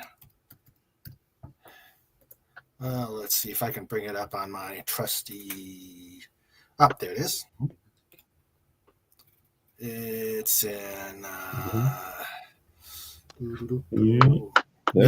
That's good eating as long as you don't mind the parasites. All right, let's see. Oh, they just parboil them out and put them on bread. Yeah. Or if you're snooty, it's called blanching. Yeah. Yeah. Let's see. Why do you think it's called blanching? Did they do that to somebody named Blanche? Maybe it's a goal. Snortwood. Let's see. Snortwood would do it to someone named Blanche. Why Yep. is it called blanching? Sandra says the food was mushy and gross. Too much overcooked food and odd spices. Mm. Yeah. Yeah, that's no good. Yeah. Well, there was one place we went to. It was a little, I think it was a deli out in the middle of nowhere. It's like you blink, you've missed it. Yeah. They had what was called the double barrel. And what it was is it took pizza dough. They took pizza dough and put 2 hot dogs, right? 2 beef hot dogs right in the pizza dough and then baked it. Oh, it was so good. And you can only eat one dog at a time because it was just so.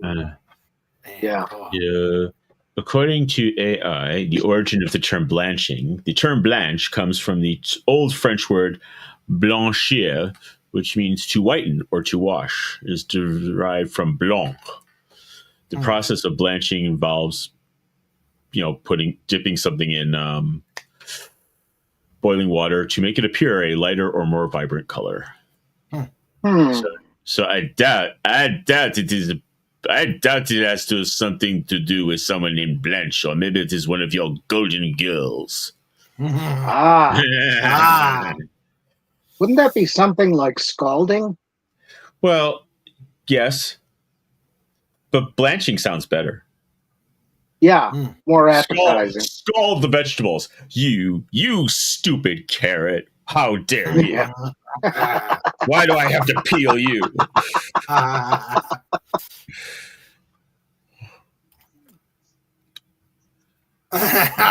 If I want British food, I'll cook it for myself from the recipe I would get online. Too. Yeah. And there are a lot of them. Sandra says it was also overpriced. And Snorter Pooper says, you eat too much. You scare my wife. You've been here for an hour. You go home now. Signs say all you can eat, not you can eat all. I call police. What was his name? John. It's John something. John Panette. Yes, that's it. I love too that. Much beef, too much chicken. Have some vegetable. Have some broccoli. Yeah. That's too bad he passed away. He was funny as hell. Oh dear. That's class. And it's like you expect something like that from Louis Anderson. Mm-hmm. But hey. Yeah, food-based Louis Anderson. That's him. he was great in Coming to America. Yeah. Huh. And a lot of his stand-up is on YouTube. It's just hilarious. Mhm. Especially the one where he went skating up in Canada.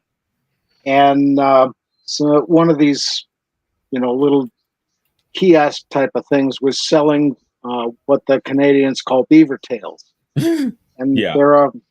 they're a fried dough whatever, Mm-hmm. but they're good. And I guess he couldn't stop when this family was skating right in front of them and ran over them. You had to see the whole thing because I'm not him, and I don't tell the story as well. I couldn't possibly. I gotcha. But it's hilarious.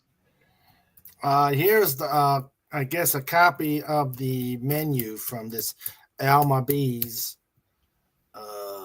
Appalachian. Appalachian.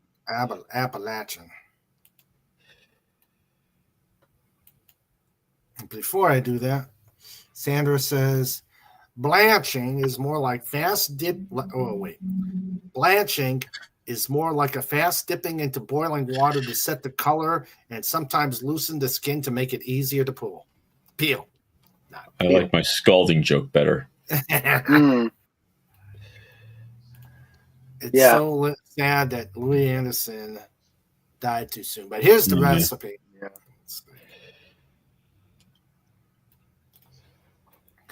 There's no, I guess it's their way of being able to charge more is put a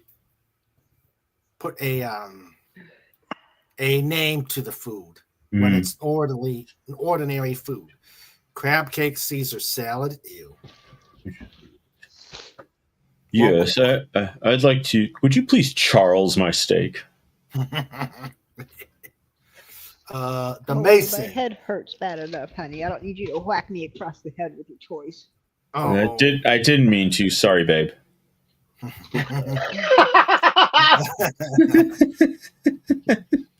And she's got this stuffed turkey leg that she just loves. And she just y'all seen her get into her shaking toys. Yeah. Now I've moved into another room where I'm sitting on the sectional, and she got up behind on the top part of the sectional and started whapping me across the head with it. Oh, she's saying, I want something. Yeah. Devilish eggs. Mm-hmm. She wants me to be well so I can play with her, but I don't feel like it. Brunswick stew, smoked brisket and chicken, cornbread muffin, pimento cheese. Oh, Brunswick stew is, there's a Brunswick stew. There's something called cowpuncher stew, which is like French provincial cooking. But I also learned that from a family named Brunswick. So, anyway, Southern shucked oysters for $1. Wow, where's that? Oh, I don't know if you would want to get Appalachian oysters. There's no oyster. Yeah, there's that. Yeah. Southern Shack's Booker. Fried shrimp with farm egg, jalapeno grit cake, Nashville hot oyster mushrooms. Moisture mushrooms? Oyster. Oh, mushrooms. Okay. Yeah. I'm going to get out of this. Yeah. What's the one at the bottom that says Mason? Bacon wrapped Maryland crab leg. Bacon wrapped Maryland crab cake brioche sandwich. It's called brioche. Brioche. I'm sorry. Brioche. That's okay. Interesting. I'm gauche. I am proudly gauche. Oh, okay. Bacon. That I'm just trying to culture you a little. Yeah, Right, and I man. appreciate it. I appreciate it. Good. I appreciate it. When my dad French, was in the gauche means hospital, right. when my dad was in the hospital, one of the lady brought in his food one afternoon for lunch, and she said it's I forget, some pasta bologna. It was bolognese, and she kept calling it bologna. Bolognese.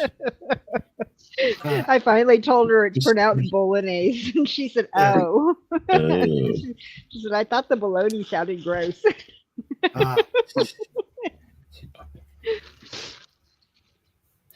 La Boheme, La Boheme. It's an opera. Yeah. I like crabs cakes and all sorts of non-kosher nummies. Yummy. Yummy. That's a nummies or mummies? Nummies. Nom. There's nothing like a non-kosher mummy. You need some sauce for a mummy. They're pretty dried out. Yeah. Oh. Teriyaki. That was good, Wendy. A1. It's how mummies are done. Okay. Wendy, after a long absence, is going to be at the kitty table. With Yay! I just wish I could taste it. I do not. With the margarita. That's the worst thing I hate about colds, not being able to taste. I know. I couldn't even taste my toothpaste today. Yeah. That's yuck. Well, the good news is at least I can't taste if I have bad breath. Yeah. There you go. Wendy's at the kitty table. There you go. You're on the big board, kid. All right. Yeah. Let's see. Most mummies are not kosher. And Snort would know. All right. They look awfully dried out. That's all I'm saying. That's called jerky. Probably really salty too. And it's called jerky. and speaking of mummies, what is Mozart up to these days? What is Mozart up to these days? What is Mozart up to these days? Decomposing. Yeah. You're already in the pit. What do we do with you? You're already in the pit. And I'm in the cage too. Do I? Give him a Salieri salad. Mm-hmm. Do I have to make another worse pit than the one I just made today for you? Up to you. Yeah. I don't know. I'm still. I have to decide by the 5th whether or not I want to keep Adobe or not. Snort and I think alike. He saw the same thing. Mm-hmm. Hey, FKHC, he's back. Hey there. Which monster is the best Which monster is the best dancer?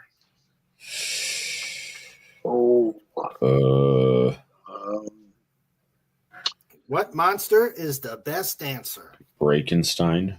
No. Good answer. Good answer. I might as well right now put up the cage picture because this one is definitely going to get me there. All right. What monster is the best dancer? The boogeyman.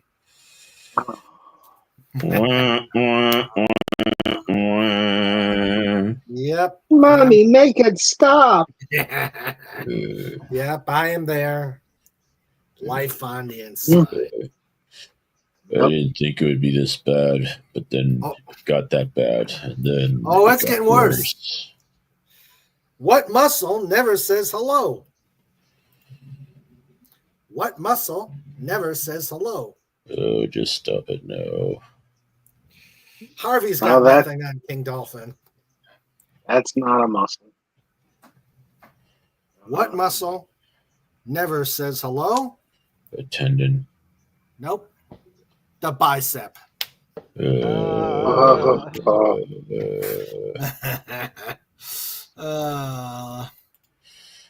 Years ago, when my parents, my siblings, and I were at a church Thanksgiving dinner, various members asked why I didn't eat any ham.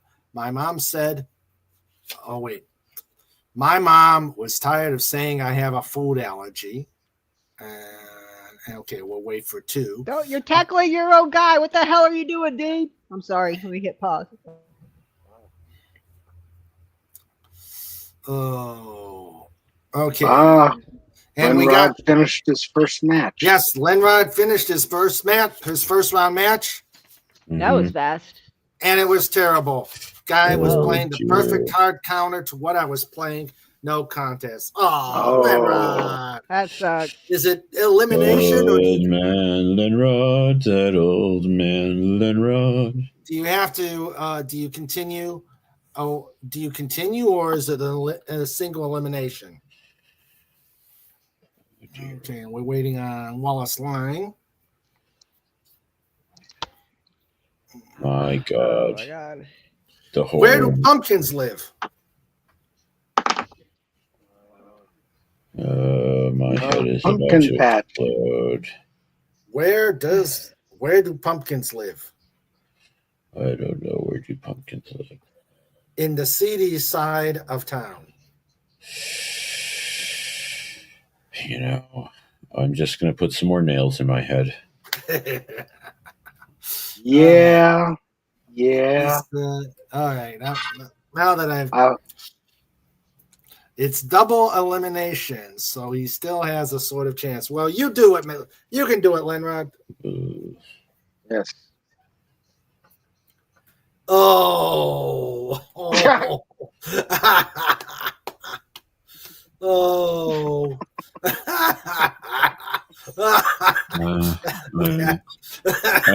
I don't know if that's exactly how that works, but okay. Oh. Right. I didn't eat any ham.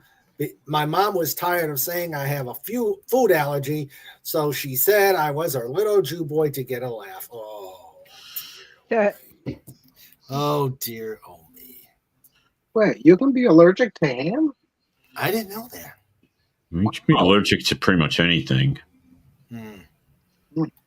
given the right physiology. That's true. Yeah. But hello. Someone in my ladies group's allergic to pork. I myself am allergic to large moving buses if I'm standing in front of them. Hello, Charlotte Frey. Hello, Charlotte Freya. Hello. Hi there. Hey, Charlotte Freya. Hello, welcome to the pod. It's dolphin time. It is dolphin time. Welcome to the pod. Glad you can make it. This is your first time here. Hope you survive the experience. Probably not. Let me type that. Raymond, I kind of feel like I've hit a wall. Okay. Yeah, time to tap out. You You might want to stop walking into the. I know. The cold medicine should put me to sleep, so I'll probably be passed out by the time Jimmy gets home from work. Uh-oh. All right. Well, glad you could have been here. Hope you feel better. Please put a WTW out there. Or you'll be robo-tripping. Please. So, but yeah, feel better soon, kiddo. Feel better, Wendy. I'm glad that I'm done with everything and that I'm back here. I just wish they felt better. But I do love you guys. And I'll see y'all next week. Yeah. Take care, kid. All right. Take care. Bye. Bye-bye.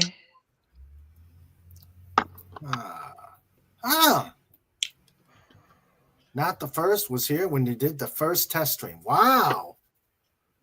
Oh, wow. 4 years ago. 4 years ago. Yeah. Wow. When you went Seems like only yesterday. When you got that salsa from New York City. Okay. Yeah, I see it here. Okay. New York City. But now that you got the...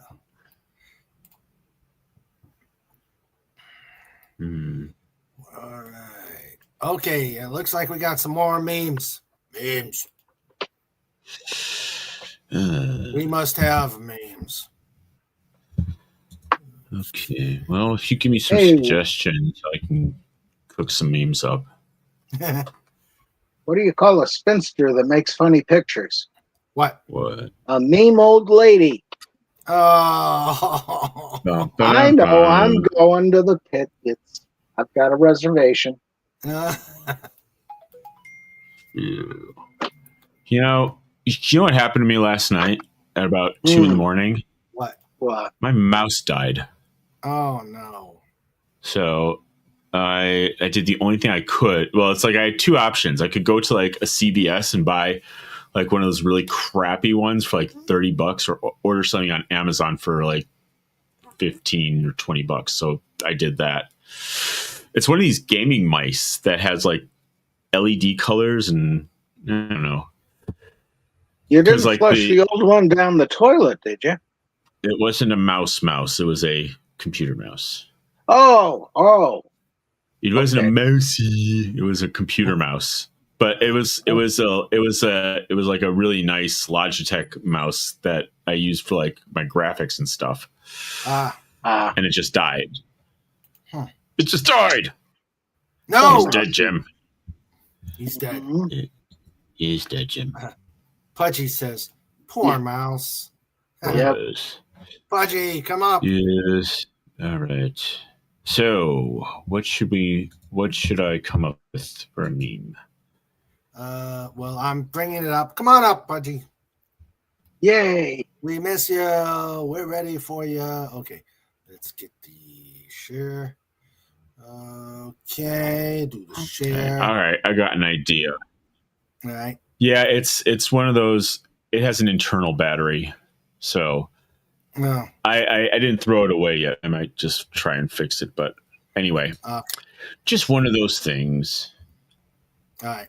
Okay, we're going to generate an image of... Ooh, all sighted from this powerful telescope. Yeah. That looks like weed. You think? Yes, it is marijuana. Oh, marijuana. Okay. You know that song La Cucaracha? That's about marijuana? I never knew that. I don't think they knew that when they did the Speedy Gonzales cartoons. This is good. Bat boy.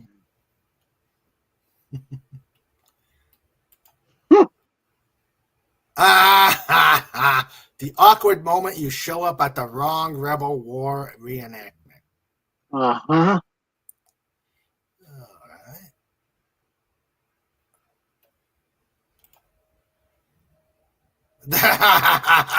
Japanese man blows up his house trying to kill a single cockroach. Well, you know, they are going to be the survivors.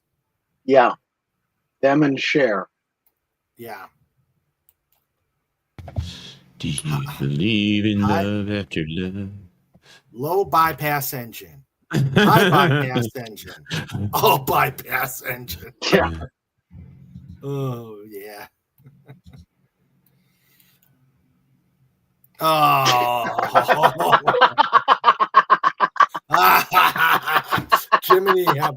Jiminy Hendrix.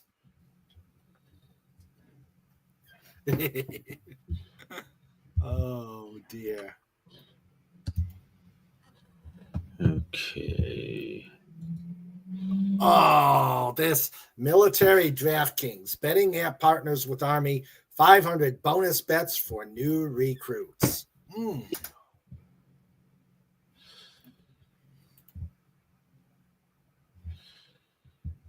Oh, that's bad. If we attach all the children to the outside of our hall, the enemy will feel bad about firing upon us. Except for one thing. They're in space, dummy. Yeah.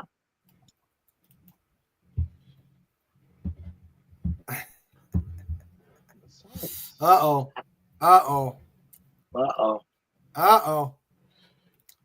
Let's stop this one. This may be panel breaking. We'll see. Uh-oh. Wallace Sandra says, "Did you check the battery?" And Wallace Lang says, "Ha ha ha! I collect computer mice." But we've got a meme from Max Redstone. Here. Okay.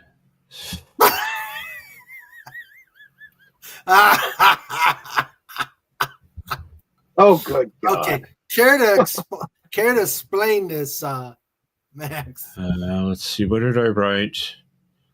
I think I wrote a mouse and a polar bear are exploding a toilet in a large green pasture. Ah, So he kind of looks like a sloth, the mouse. I did say a large mouse. So Oh, okay. Anyway. that snout is a little weird. Yeah. Yes. So yeah. Right. Oh dear, oh me. Oh dear, oh me. Like I said, I don't know, because ever since they raised the price of my Adobe package from $10 to $15, I'm really doubting whether or not I should. But it's like I don't know if I'm trying to figure out what the alternatives are right now. Okay. We got a I'm kind of scuffle. surprised that Adobe still exists. Yeah. You know, because these software companies, it's like you think, oh, they're going to innovate. Oh, they're going to innovate because that's what capitalism is supposed to do. It's like, no, they buy out their competitors and they destroy all the innovation because they have enough money to. Yeah. So, you know, it's like the thing that really galls me as a guy with a photography degree is that there's like an ad campaign for Adobe's Firefly, their generative AI. It's like, oh, just skip the photographer. Like, really? I will refrain from voicing my response, but you can imagine. Well, I can imagine you growled. Really? Oh, forget the photographer. Well, Adobe has become greedy jerks. Yeah. Well, they always were. And it's like, you know, they changed their terms of service so they can farm your content for their AI. Yeah. Wow. Which, I mean, it's like I have, which has kept me like firmly not on the cloud anywhere. And you know that's happened. You know what happened? Gmail has started to do that with if you don't opt in for if you don't opt in for AI that allows their AI to read all your emails. It will fundamentally change your Gmail inbox. So, wow, it's just annoying. It really is. Like, gosh, can you make me feel like can you make me feel more like I'm in the Matrix? Yeah. True. So, yeah, we are all just AI. Yes. My name is Neo. Yeah. Yep. Okay. So let's see. I am suppressing my 3-hour rant about computers that I started back in 1980. Because I knew where this was all going. I just ready in 1984. It's like, yep. I remember we had the TI 44A that had and the big innovation was the voice synthesizer. Yeah. And we had the two games. We had the two games that could use it. They had the one that you, in the 90s, that you had to talk into and give samples of how you personally say words. Was the thing you talk into it and it writes down on the screen everything you say. Mm-hmm. I remember a full weekend, my father sat there saying word after word after word, so this thing could record it and process it. And it's like, I think he used it one time and said, "The hell with this." See, you just get a Teddy Ruxpin. Yeah. I mean, and then put a Slayer tape in it. I'm old enough to have had computers that had tape. Mm-hmm. So was I. I'm explaining to my rabbi's son, who's like 14 going on 15. It's like cassette tapes. Oh crap! You don't know what cassette tapes are. Yeah. Okay. Let me explain. Before CDs, yes. So. Mm-hmm. Yeah, you also had vinyl. Mm-hmm. Yeah. Yep. Yeah, I wasn't trying to teach him ancient history. So. Yeah. Send him down to the local museum. There's probably one in the back room. Mm-hmm. Yeah. I greet video game players with, "Have you played Atari today?" And then I have.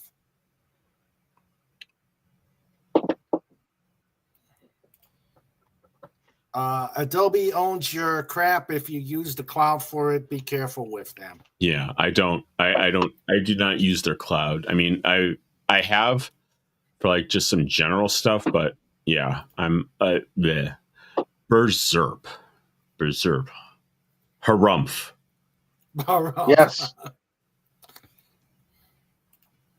Harumph. Give the governor a harumph. Harumph. I'll be watching you.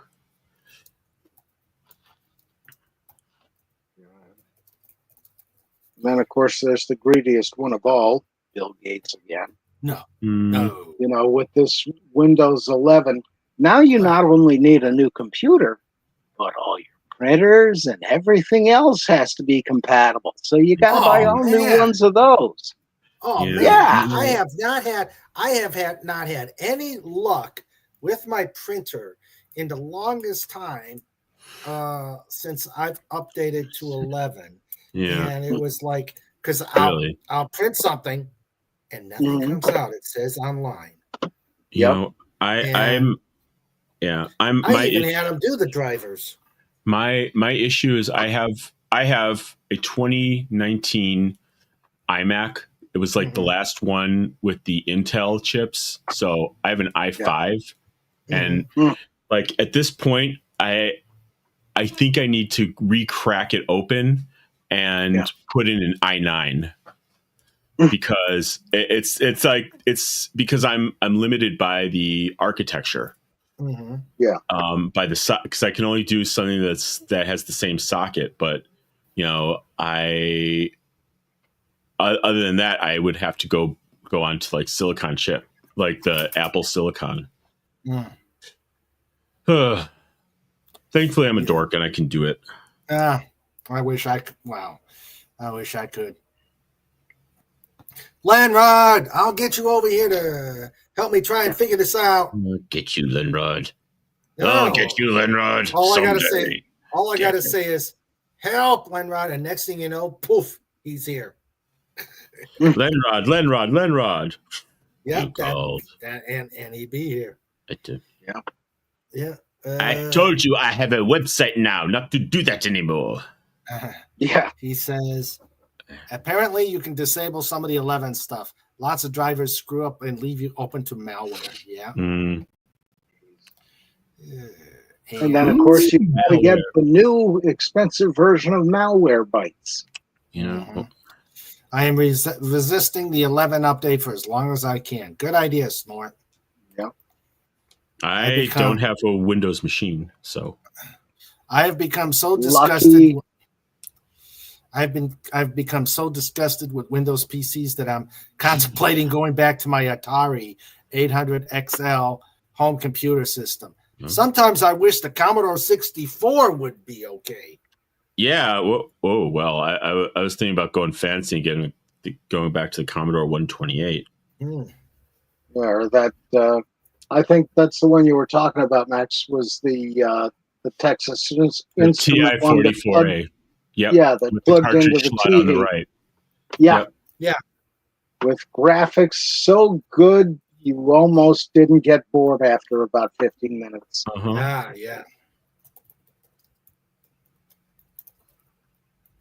Yeah. Car Wars, Hunt the Wumpus. Yeah, there was the cowboy game, gunfight game. Tombstone. Yeah, that was it. Uh-oh. Guys, we are graced and blessed by the most amazing little hedgehog ever, Pudgy! Yay! Hugs to Pudgy. Hi, Cobalt. Hi, Mr. Raymond. Hello, Pudgy. How are you doing? Hi, Mr. Redstone. Hey, Pudgy. Thanks How for you coming. doing, buddy? No song? Well, Mr. Raymond, every time Pudgy tries to do the song with Max Redstone on the panel, every single time he sings one step off key, it throws Pudgy off. So I will abstain. Pudgy doesn't believe you. Hold on, I'm going to mute. I'm going to. I think he muted. He's muted. So how you doing, Mr. Raymond? I'm good, Pudgy. And Max is muted. So go ahead, hit it. It's Mr. Raymond time. It's Mr. Raymond time. It's Mr. Raymond time. It's Mr. Raymond time. It's Mr. Raymond time. It's Mr. Raymond time. And Queen Dolphin 2. Yay! Yay! Yeah. Yay! You didn't need to rush. I wasn't going to be like, it's a trap. I felt so bad last time. Anyway, thank you, Pudgy. Yay! So, how have you been, Pudgy? Pudgy's good. Pudgy's been real busy, doing fun Twitch stuff, but also Pudgy launched Pudgy's second YouTube channel. Yay! Oh, awesome. So, basically, YouTube does not like combination things. So, it's just like what Doomcock was saying, where, he has to take down the live streams because it won't prioritize his videos. Basically, when Pudgy had the Pudgy Hedgehog Adventure channel, when it was just a story channel, things worked okay. And then Pudgy started adding gaming content on it, and then YouTube says, "Oh, you're a gaming channel now." So then it stopped showing the Pudgy stories, and then Pudgy uploaded a whole bunch of story content, and YouTube is like, "We don't know what you are, so we're not going to show you to anybody." Oh dear. So that's what happened. Yeah, so basically, Pudgy was uploading, stories, and it was being viewed by, Cobalt. Because Cobalt had to go on there and he was helping Pudgy do social media stuff. So he would click on the video to get the link, and then it would only be showed one time. It wasn't going on the algorithm. It wasn't being shared to any Pudgy friends. All sorts of Pudgy friends were saying, "We thought you stopped uploading, Pudgy. We haven't received any notification for months." Huh. Yeah, that's the key word, algorithm. Mm-hmm. Yeah. Or what I call the anger rhythm. Yeah. All right, so now the Pudgy Hedgehog Adventure channel is fully updated. Pudgy watched all sorts of neat videos, and so did Cobalt. We did all sorts of research, and we now have something called SEO, Search Engine Optimization, for the Adventure channel. It's straight gaming, and then the Story channel is Story Time with Pudgy Hedgehog. Oh, okay. And Story Time is doing better. ... Here, Pudgy, I'm going to give you the power so you can put those links out there. You will have the power. You got the touch. You got the power.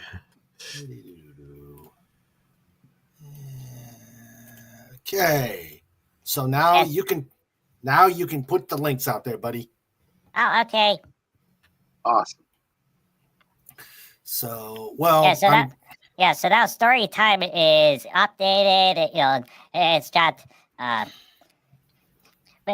Cobalt used one of those AI tools, like describe a channel that does stories about hedgehogs, and then and make it search engine optimization, and so Pudgy's like, how do you like Pudgy's original description? Well, it's working, so it's definitely showing Pudgy in different places, and the view counts have stabilized and started to go back up. So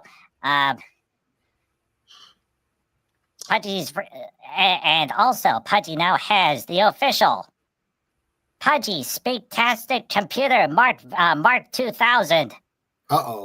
That's just it just sounds preposterous. Yeah, so Pudgy now has a Pudgy computer, and Pudgy just puts the story into the computer, and then Mr. Robot Man starts to read it out, and Pudgy's like, oh. Nice. And it requires minimal audio edits. So like Cobalt's, Cobalt's like, oh geez, Pudgy. Every single time Pudgy has a great idea, Cobalt starts losing feathers, and he's up for 12 hours, and he's on the second pot of Cuban coffee, and boy. And his feathers are sticking out different directions, and he comes down and like, Pudgy, it's all ready, but please, no more special requests. And then Pudgy's like, well, Pudgy wants to do a telenovela, and then Cobalt wanders off. So over on story time, Pudgy's doing Mooncry and using the special Mr. Robot Man, and so far so good, it's working. So yay. Cool. Yay. Awesome. FKHC says, rise, Sir Pudgy of Hedgehog. Yay. Rise. Yep. Wallace Lang says, my favorite Atari 8-bit computer games are Astro Chase, Spy vs. Spy, Wheel of Fortune, Avalanche, Deluxe Space Invaders, Mommy, Stellar Emulator. Okay. Wheel of Fortune. Okay. I'm back. Yeah, there's an Atari package that you can download off of Steam. It's like 72 Atari games, and it's like it's like $50, and Pudgy's like, okay, maybe people would like, and Pudgy's like, wow, $50. $50. Well, it's 72 games, and you can select them, and then there's booster packs, which are like another $20. And you get more games. And Pudgy's like, Cobalt. It's little squares moving around on the screen. Booster packs? What's the triangle? And then Cobalt's like, well, that's the spaceship. And what are all those little like red, green, and blue blobs moving on the screen? Oh, those are asteroids. And Pudgy's like, what? How? How did people play this? This is just a triangle moving around on the screen. And Cobalt's like, do you realize that Papa Eagle back in the day went through 7 tube screen television sets because asteroids burned out the CRT? And he was on the first name basis with a Sears repairman, and he's like, playing asteroids again, huh? And Papa Eagle was like, yeah, I need another one in the floor model. And he's like, we don't really make tube screens for this anymore. You're going to have to get a better television set. And then Mama Eagle said, stop playing asteroids. Do you realize it's like $500 to replace the screen every time? Now, So Papa Eagle showed her. He started playing Space Invaders, and Pudgy's like, yeah, dun, dun, dun, dun, dun, dun, dun, dun. And Pudgy's like, favorite. Okay, this one makes a little more sense. That there's movement on the screen, and then Pudgy watched Night Driver. Oh. And Night Driver is the one that Cobalt said there was these little paddles. So and it's not even like a gas pedal. The pedal was a button on the side of the controller and a twisty wheel that went left and right, and it was like 12 hours of just the road turning left and right and left and right and left and right. And Pudgy's like, how was a company able to make money on this? And Cobalt says, well, it's because back in the day, there wasn't home computer, video game systems. It was big arcade machines, put in arcades and movie theaters and gas stations. Yeah. Cabinets. Cabinets, and people would go, begging their parents, mom, dad, I need a quarter, and people kept putting quarters into the machines, and then sometimes, Pudgy's like, whoa, what do you mean sometimes, Cobalt? And Cobalt's like, well, sometimes if you went to the pizza place, they had the flat one, and so you could eat pizza and play video games at the same time. And those tables were always really popular and always really greasy for some reason because they never cleaned them right. Mm-hmm. Burnt pizza, that's the way to go. Yeah. Well, could you imagine back in the day, Pudgy playing the arcade version of Space Invaders? Hopping all over those buttons, moving the joystick. He'd have had so much fun. What about Galaga? Oh, yeah. Is that the one with the snake? No, that's Centipede. Oh, okay. Yeah. Yeah, no, Galaga was a space blast 'em up brain. Oh, okay. Yeah. Oh, those were the days. FKHC said, I played as a kid on the Commodore 64. Text games like Wyndham Classics brought out like Below the Root, Alice in Wonderland, and Treasure Island. God, I missed the Commodore 64. Yeah. Never had one. They had this game that was called Impossible Mission. Not Mission Impossible, Impossible Mission. Oh, yeah, copyright.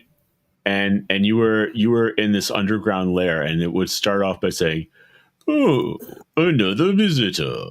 Stay a while. Stay forever." Classic. There was a game. There was a game. Commodore 64 had. Where in the world was Carmen Sandiego? San Diego. That was a good one. That was a good game. Yeah, Pudgy remembers watching. It was a documentary. It was on YouTube. And a bunch of crazy people that were looking. It was they went to some garbage dump that was in New Mexico or Arizona, and they were looking for the lost cache of E.T. games. Because apparently E.T. was so bad that it bankrupted Atari, or led towards the bankruptcy of Atari. So Atari decided, Atari got rid of them all. They just shipped them to a landfill out in the desert somewhere. So there was a group of guys. They thought they tracked down the trucks and the shipments to the landfill. They went to the landfill. The landfill wouldn't let them dig it up because of reasons. But eventually, they paid money and filed permits and because digging through that much garbage to get to where the ET games were supposed to be dumped is a big process. But they went out there and they filmed it and they dug down. It was a couple like 10 or 20 feet down, and then they found hundreds of boxes of ET game cartridges. And some of them were still in the boxes, and they brought them up, and they took the ones out of the boxes. They weren't crushed or anything because the plastic back in the day, you could run it over with a pickup truck, and those Atari games wouldn't crack. You could. So it's like I think they put they buried them in didn't they bury them in a shipping container? Yeah, Pudgy thinks so. So Yes. Yeah, so they brought up the Atari games and they plunked it into a console, and all the sanitation guys working at the dump and all the people were playing, doing the thing. They were playing ET, and they're like, there's a reason why this game failed. And then they put it all back in the container and reburied it. Here's the impossible mission. Yep, that's it. Yeah. EPYX. Yeah. They had like the EPYX games because they didn't want to like trademark. They didn't want to get trademark infringement on the Olympics. Okay. And what's this one? Yes. O-D-do-do-do-do-do. Oh, here's a picture. Okay, let's see. Man. Hey, Wallace Lane, Alamodoro, New Mexico landfills where Atari dumped the 26. Okay, yeah. There they are. Why did you do it? It was so much better when it just didn't exist anymore. Mm-hmm. There was no need for you to find it. Then you found it. You have added nothing of substance to the world. Yeah. Is that why they make the wrong turn at Albuquerque? Pretty much. Chris, you know what's going to happen eventually, Mr. Raymond? What? And it's already starting to happen. So you know how Funko, the ones that do the pops, the one they're going out of business. Yeah, they're going out of business, / bankruptcy. Well, all the comic book stores, the number one way that they make money is not selling comic books. They've been selling those Funko Pops as a way to keep the stores open. Well, the problem is that people don't want them anymore, and so now they have to sell comic books again. And they're like, wait, no one's buying comic books for some reason. So those places are closing. But Funko has warehouses all throughout Arizona, New Mexico, Texas, and they are loaded from floor to ceiling. They got shipping containers out in the parking lot.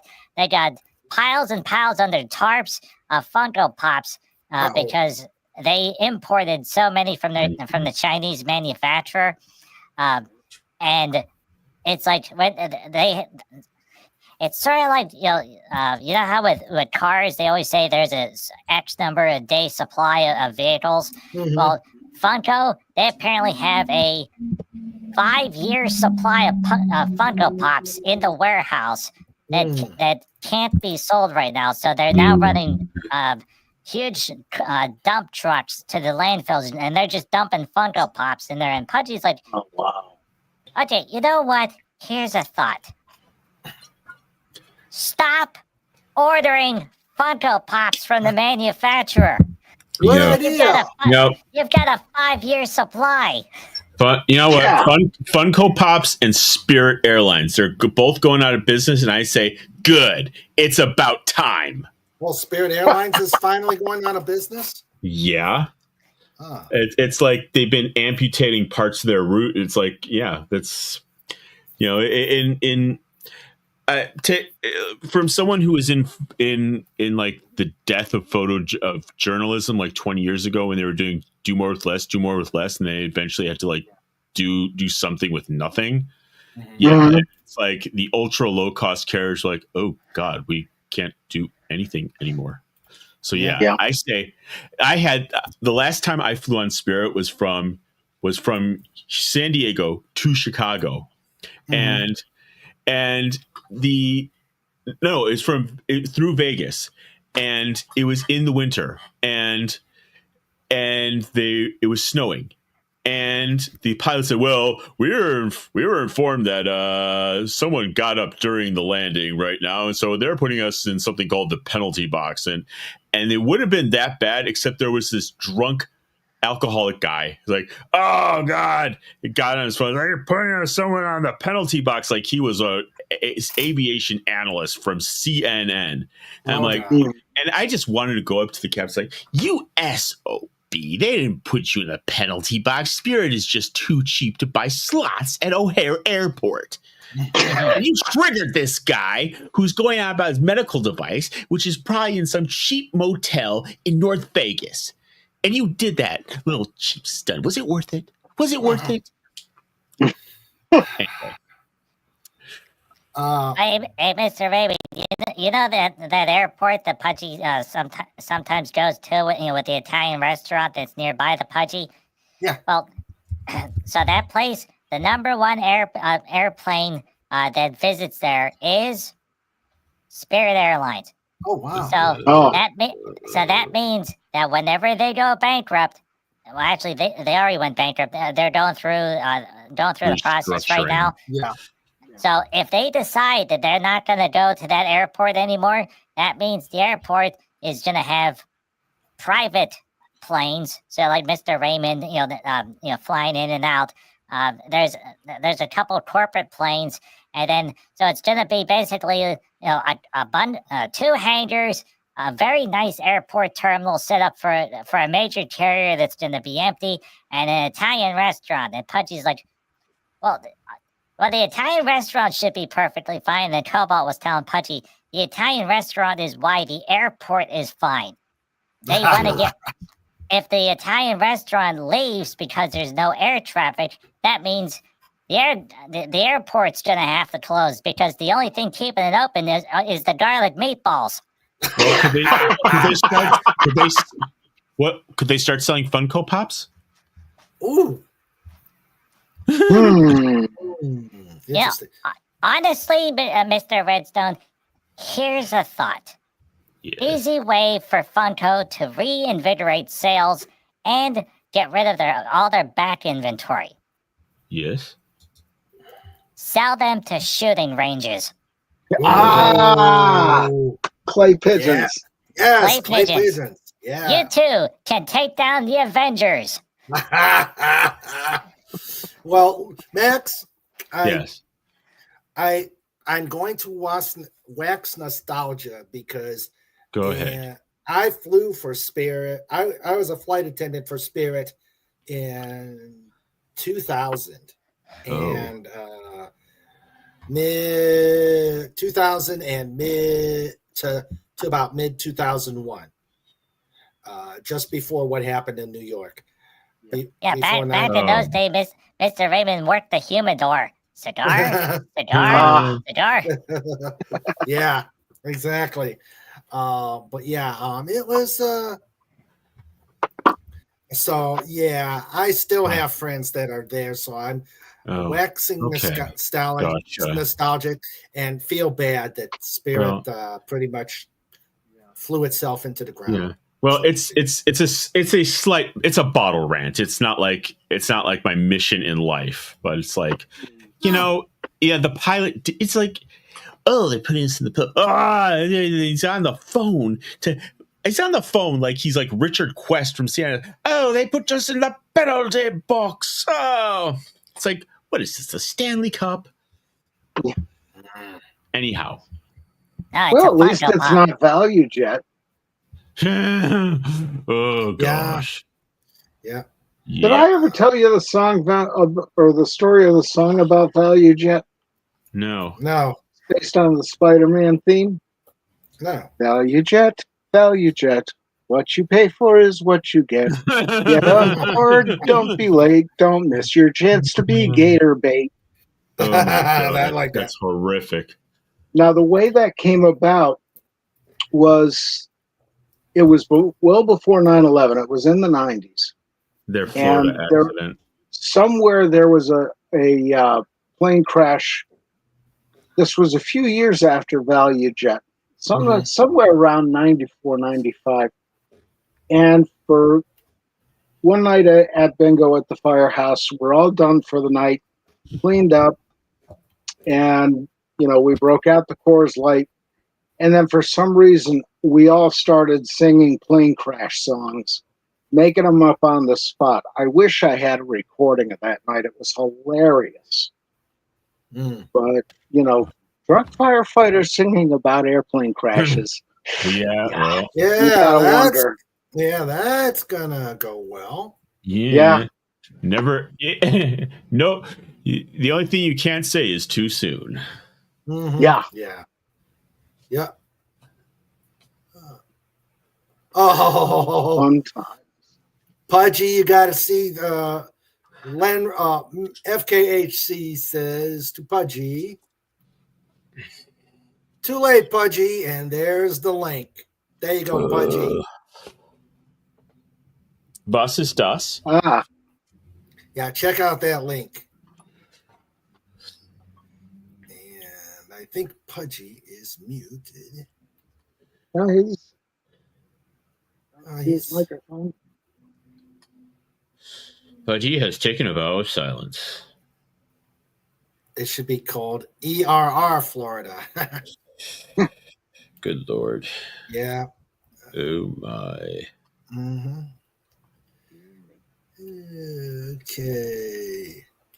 There's a local retro audio video store owner who has a custom Funko Pop figure of himself that is above his clock in his office. Huh.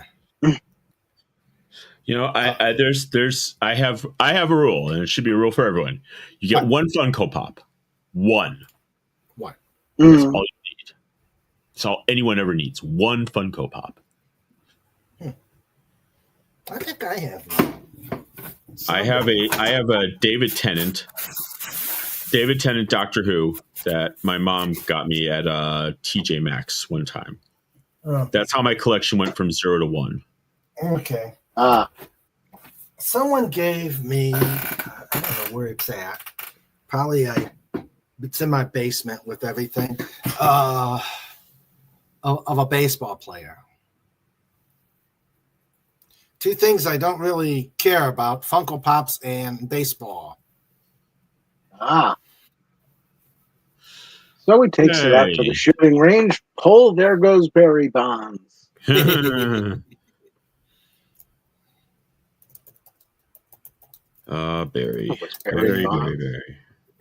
Barry. Okay. Barry Bond. Barry Bond. Okay. Let's go back to Thanksgiving jokes.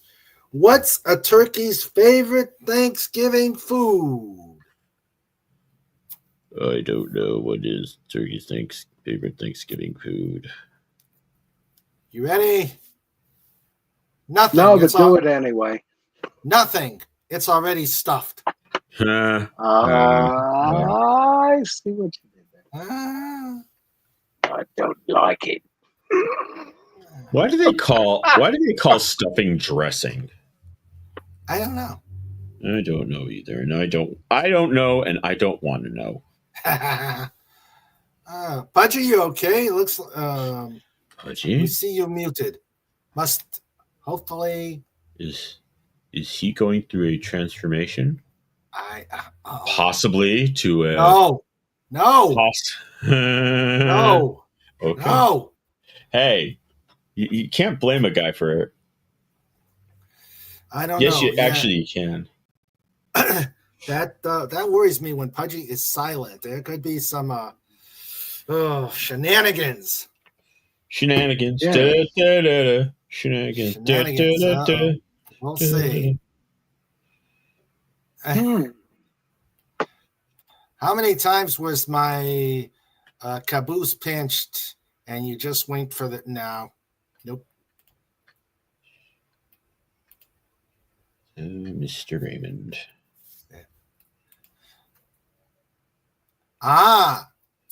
Stuffing goes into the bird while it's baking. Dressing, and she would know. She is the head of Cooking with Sandra.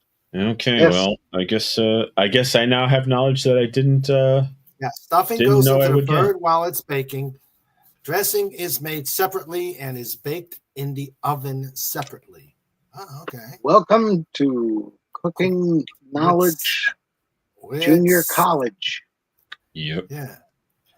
Let's see. Hey, well, that's like I always said. Large Marge sent me. Mm-hmm. There's a Jerry Lawler one. The only other Funko Pop figure I own is a professional wrestler, Jerry the King Lawler. Huh. Now, I guess if you attach some really cool fireworks to, get some pyrotechnics and some explodey stuff going. Yeah, sure, that'd be cool. Mm-hmm. Yeah, set that up with all your Kiss Funko Pops. We actually, back in the 70s, we had a late night horror movie host. He was Ron Swede, the Ghoul. He would go on and make fun of the movies he was Mystery Science 3000 before Mystery Science 3000. When the movie came on, he would make sound effects, he would make fun of the movies, and it was just awesome. So, and during the commercial, right after the movie stops, he cuts on and he cuts on and you see like models, like model cars, and you see a fuse sticking out of the model car. And he lights it after he makes all sorts of screaming and stuff like that. He lights it, and next thing you know, the car is boom. Oh no! Yep. I said it. Dear. Do it. Oh snap! Do it.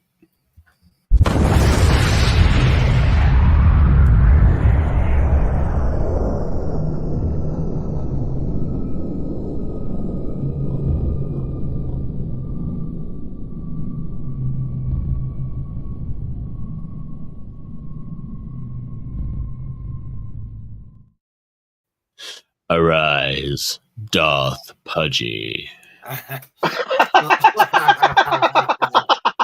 So, yeah. What happened? Pudgy stepped away from the computer to go use the potty push outside. Pudgy comes back and Mr. Raymond's setting off explosions. Yeah. That's what happens when the word. That's what happens when you leave staff meetings, kiddo. Yeah, Mr. Raymond accidentally said it. I said it. I intentionally said it. Well, I was telling about how... But do you really want Pudgy to have the microphone on when Pudgy's using the potty bush outside? We didn't. But Pudgy, we didn't know you were using the bush.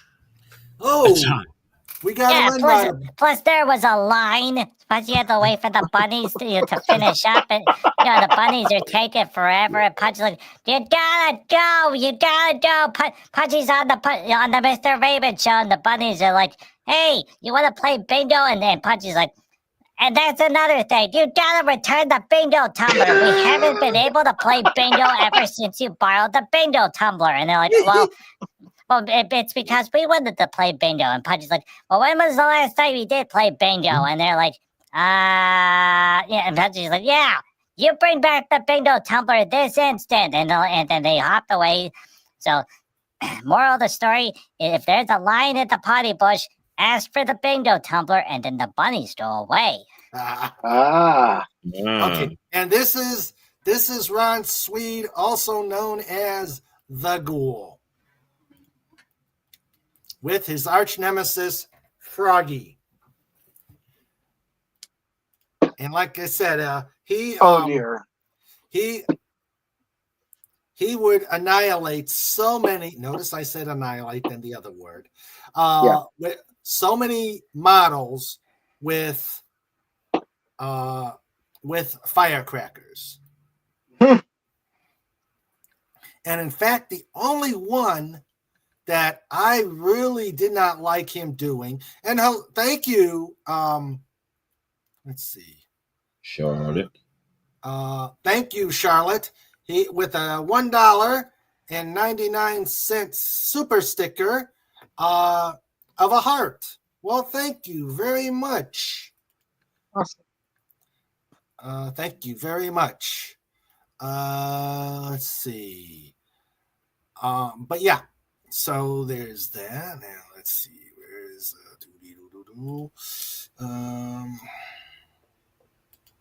But the one I really was ticked off about was someone mailed him a model. Now this was back when the model was okay. It's an Aussie dollar. Thank you for an Australian $1.99 of a heart. Thank you very much.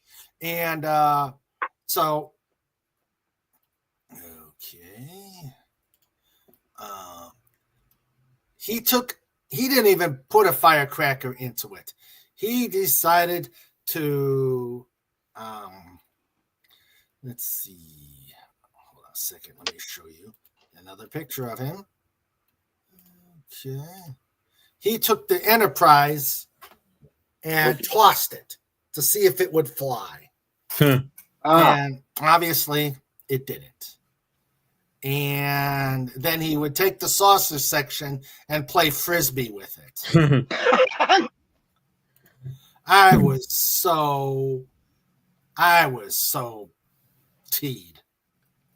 Yep. Well, that was back in the day, Mr. Raymond, when Star Trek was still important. Now, if you use it as a Frisbee, people would be like, that's a waste of a Frisbee. There are better Frisbees to use other than that stupid Star Trek thingy. Yeah. Yeah, true. That's true. Like Raymond and Trike out in the park. Raymond gets ready to throw it, and Trike says, "Are you kidding?" Yeah. Chris, you know what's really bad? You know the Deep Space Nine station? Yeah, someone's using it as a boat anchor. Oh, I resemble that. go. I have a Deep Space Nine boat anchor. I mean, space station. You know, I could see that made as a bowling ball, though. Encased inside the clear plastic or whatever they use. Yeah, the clear resin. Yeah. I could see that being Hey, used Mr. as. Andy, if you're listening. Oh, There Pudgy you just go. had a great idea. Uh-oh. Yes, you did. What? Can you imagine a Harvey bowling ball? Oh. Yes. Guaranteed, if we were able to make a Harvey bowling ball, you know, and with the sparkles, you know, because as some of those bowling balls, they have that neat sparkly effect on the inside under the clear coat, you know. So Doomcock goes to the bowling alley with his custom Harvey ball, and the real Harvey is like, "Hey, you can't use me as a bowling ball," and Doomcock is like, "You know what? Boom. You're in the bowling ball." And yes, Pudgy said it because, but here's the thing, everybody. Mr. Raymond doesn't have to push that button because, as per Queen Dolphin, there is a 5-minute time limit that is between each instance of that word. So, loophole. Oh, I didn't know about Yay, it. Pudgy. Oh, wow. Did you know about that, Sandra? No, but I like it. She does now. She said, no, but I like it. Yeah, Deep Space Nine bowling ball, a Harvey bowling ball, you know. Obviously, a Doomcock bowling ball would also be great. You know, you have the helmet, you know, or actually even better would be a Scala Calderon ball, you know, with glowing eyes, you know, and he's just like, "What are you doing?" And Doomcock's like, "I'm going for a strike." Hey, you sound like you got some balls, kiddo. And Harvey rolling down the lane saying, "I'm going to be sick all over you." Well, you know, Mr. Redstone, it's just like that song, "Pudgy's got balls to the wall, man." Dun, dun, dun, dun, dun.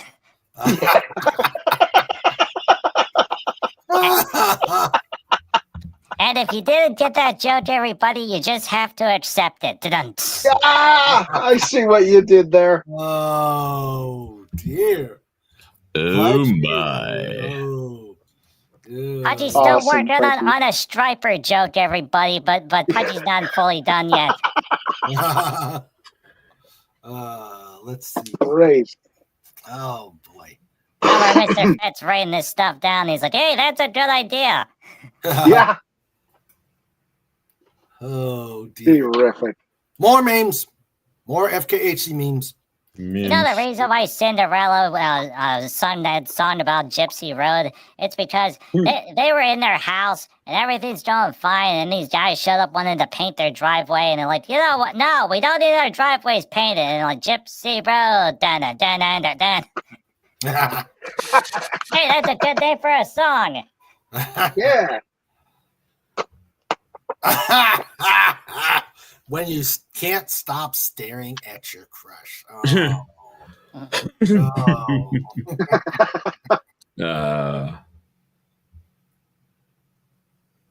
the? One man died for all. Who is this Muad'Dib? Hi, Duty Shy. Is this a Dune joke? Yeah. Oh, okay. Okay. One man died for all. Who is this Muad'Dib? How did the Shai Hulud help us? Why is it important that we remember the Gom Jabbar? You are invited to consider how fear is the mind killer on 10,393 AG. Okay, Yeah. that is a really serious joke for a Dune fan. It went right over Pudgy's head, but Cobalt's behind Pudgy giggling. Yeah. Mr. Garon's neighborhood. Glory. Glory. Glory. Calling to fame. Calling you to glory. Now, Pudgy knows that the new Star Trek is, well, it's all bad, but there was a thing, you know, it was, uh-oh.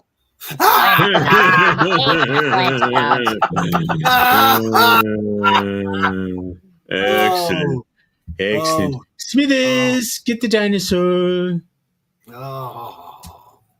Oh, hey, Mr. Raymond, supposedly. Yes. All right, Pudgy was reading stuff. All right, supposedly. They are working on a live-action Jetsons remake. Oh. Now, no. Now, before everyone says, "Oh no," okay, it's Too late. Two guys are working on it. Okay. Ryan Reynolds from Deadpool Okay. and Jim Carrey.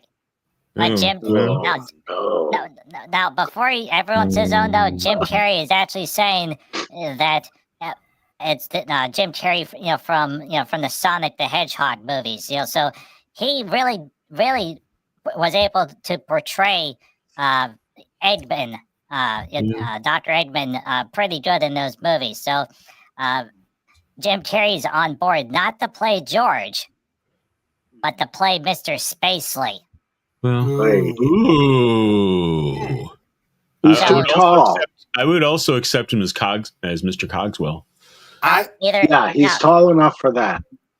Well, they're saying it would be a case of they would just use the Hollywood magic, the computer shrinking, but Mr. Cogswell would work as well. So it's either Cogswell or Spacely, but Jim Carrey, if they could pull him back and pair it with a good director, it would definitely work. Yeah, well, I will be cautiously optimistic. Now there is one thing if they do a Jetsons movie that they cannot do on the very first one. They can't use it. You remember in the later parts of the Jetsons, because Pudgy used to watch the Jetsons with Cobalt. So in the later episodes, they had the little white springy thing. That's stupid. That stupid robot. That was the Oliver of from the Brady Bunch. Yeah. Yeah.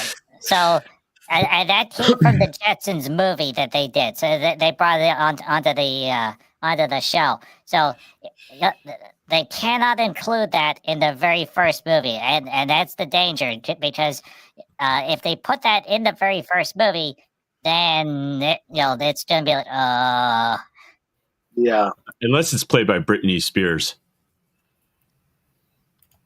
Now that might work. Yeah. Anyway, Snortapoopa says no. Wallace Lang says Jim Carrey will be playing Rosie the Robot. Yeah. You know who would make a really good Rosie the Robot? Mrs. Garrett. Well, okay. Haji doesn't know if they would let her do it, but Roseanne Barr. Oh yeah. Yeah. Well, geez, Yeah. Mr. J, why don't you beep, beep, beep? Yeah. I'll be right back, folks. Okay. Bye. Rosie, where did you learn that?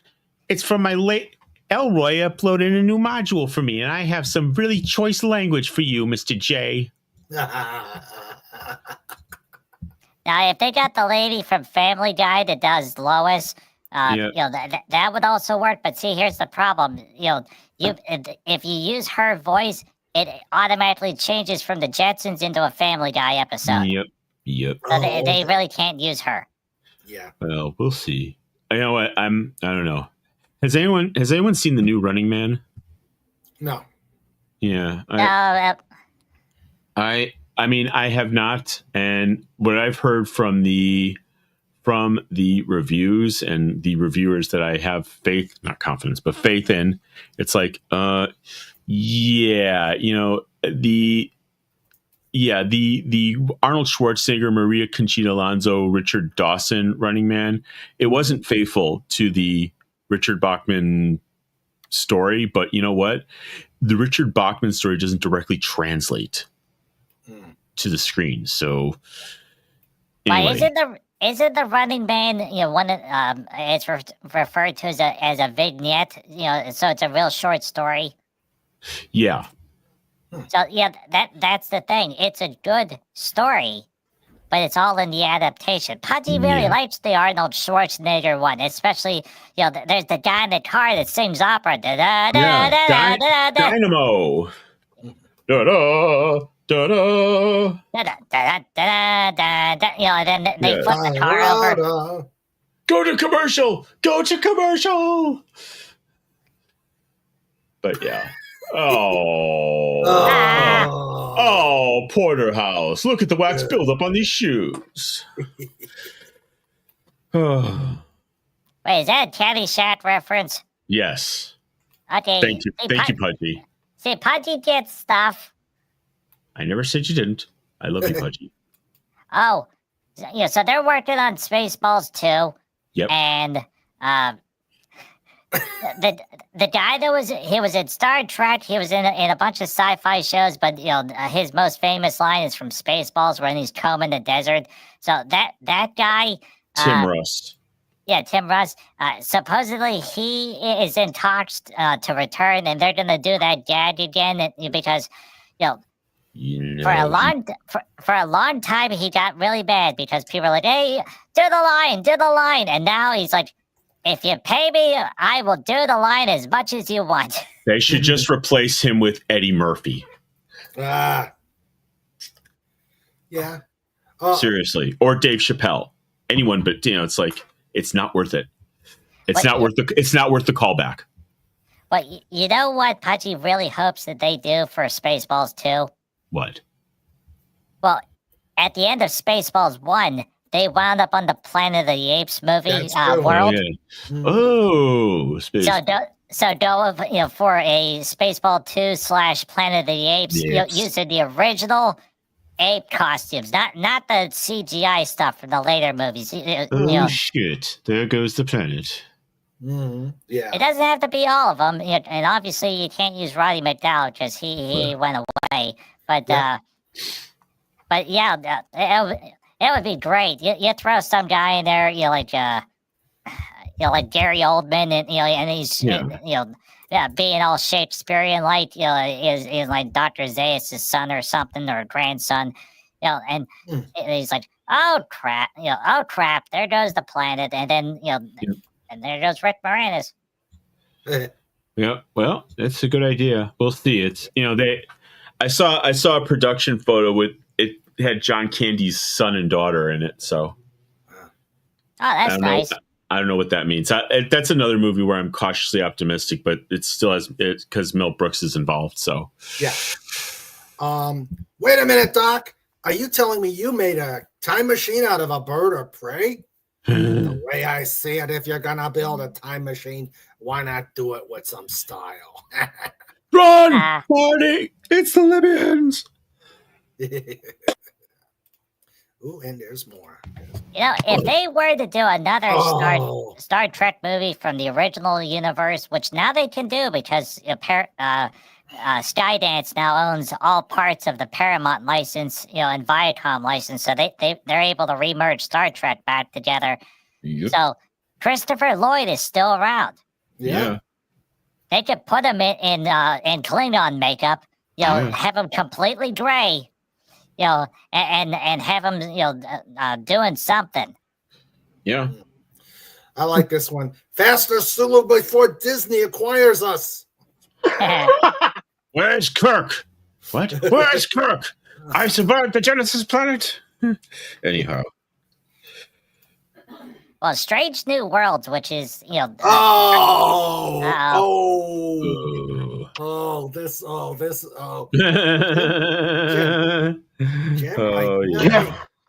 Jim, I do not think red is a sensible color for our new uniforms. Come on, Spock. What's the worst that could happen? Yeah. Amazing grace.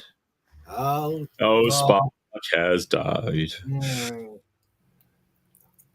Oh man. The big thing that's going on with Strange New Worlds is because that's the Christopher Pike series, and whatever that actor's name, Pudgy doesn't know. But anyway, they got a big problem because eventually they're gonna run smack dab into the original timeline for Star Trek.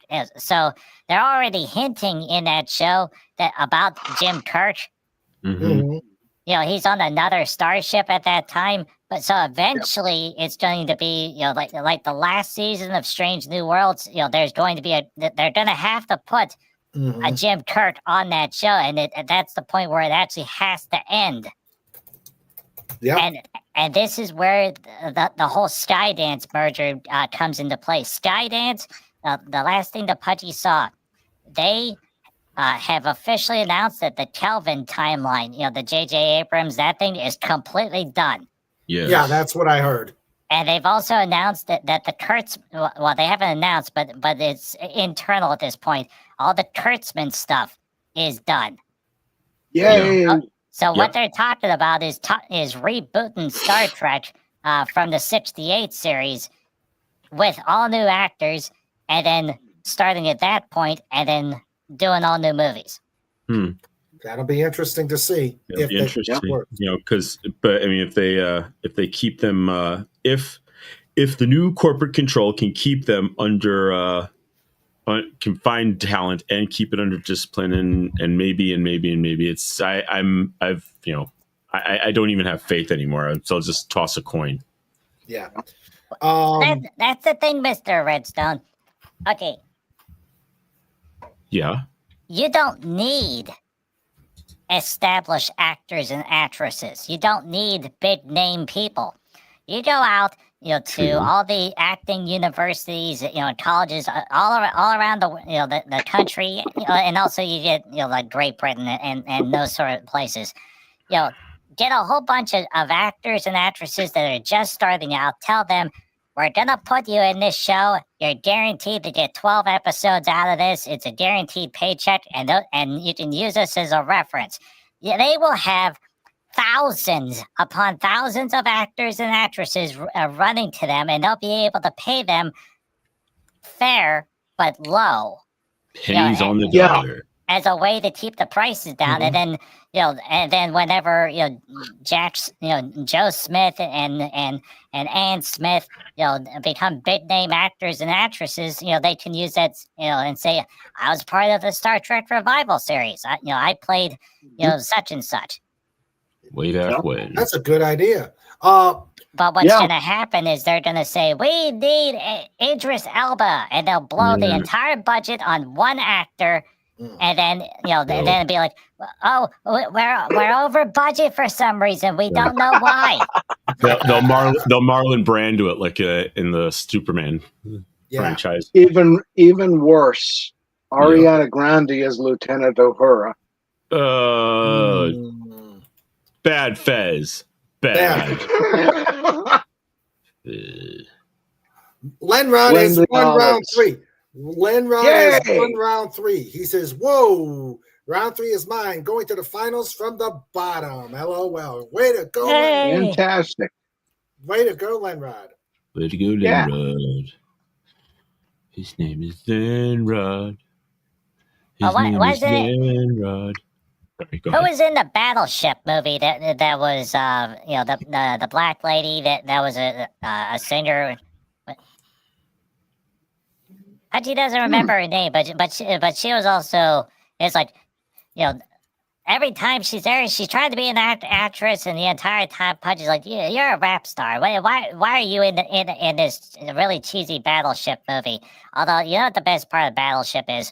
They go to all the veterans. They say, we need to borrow the boat, and then they, AC/DC's playing. They get the Missouri operational. They take it out of Pearl Harbor, and they're fighting aliens with a bunch of World War II vets running the ship. And Pudgy's like, yeah, let's do it, USA, USA.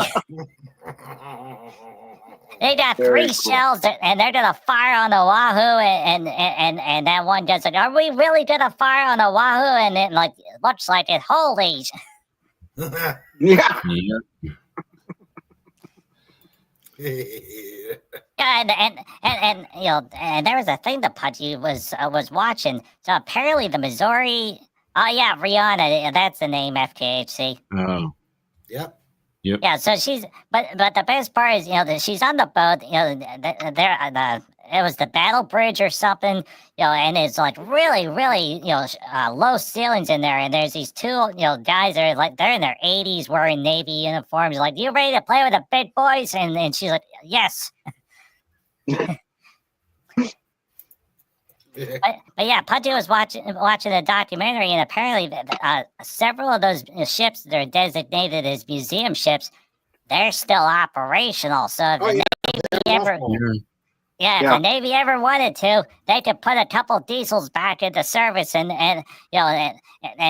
sail them across the Pacific Ocean, and all those people over there, they're like, is that a diesel? Wait. Why are the cannons pointing at us? Oh, crap. Yep. Oh, dear. Yep. Yeah, what do you got? The New Jersey, the Wisconsin, and the Missouri? And the Iowa. Iowa. Yeah, I was in LA. Long Beach. Yeah, and the Iowa's loaded with Toyotas ready to fire out of the cannon. Wallace Nice. Lang says, "I think that maybe Skydance Paramount will make the new Star Trek series of movies will be Gene Roddenberry's intended Phase 2." Possibly. I mean, it's half in the can already, so. Yeah. Yeah. Yes. Boy. Supposedly, they've reached out to Scott Bakula about a possible either reboot or another season of Enterprise. That would be nice, because after Bill Frakes gave the Spurpies on the series finale. Yeah. Well, I actually saw where they're planning on doing it as a President Archer, and I'm like, no. So that he's in charge of Starfleet. Well, no, he's in charge of the Federation. Charge of the Federation. Yeah. What is it going to be? Star Trek meets The West Wing? Oh, that could be. That's one thing that the Star Trek's never really gone into a lot of detail is the politics and the military drama, for Starfleet Command. It's referenced in all the episodes, and there's been times like Picard will be talking to Starfleet Command, like, "Oh, here's your orders, Captain," and so if they actually did one, because from the original series movies, it showed the big space station floating above Earth, and when the Enterprise came back battle damaged from Wrath of Khan, and that is definitely an interesting thing. Yeah. Interesting. And yes, Section 31 is another interesting concept, but see, here's the problem. Up until now, it's been hanging out in the background, because Kurtzman, was messing around with it. If they actually got a good spy thriller director, to work on it, and a good script, make it a 6-episode run. They gotta find out what's going on. There's some sort of assassination plot against the Federation target of some sort. Send them out. Hard R, lots of swearing, censor blanket for Pudgy. Yeah. Make it so that make it dark. You can even throw 7 of 9 in there and have her act as a double agent or a secret agent for the board. It's not meant to be a full 5-season run of Section 31. Just make it this one-off super duper crazy thing. Selling action figures. Hire Mr. Andy to do the action figures. It's gonna be awesome. After Mr. Andy makes the bowling balls that Pudgy was talking about earlier. Yeah. Yep. Got it.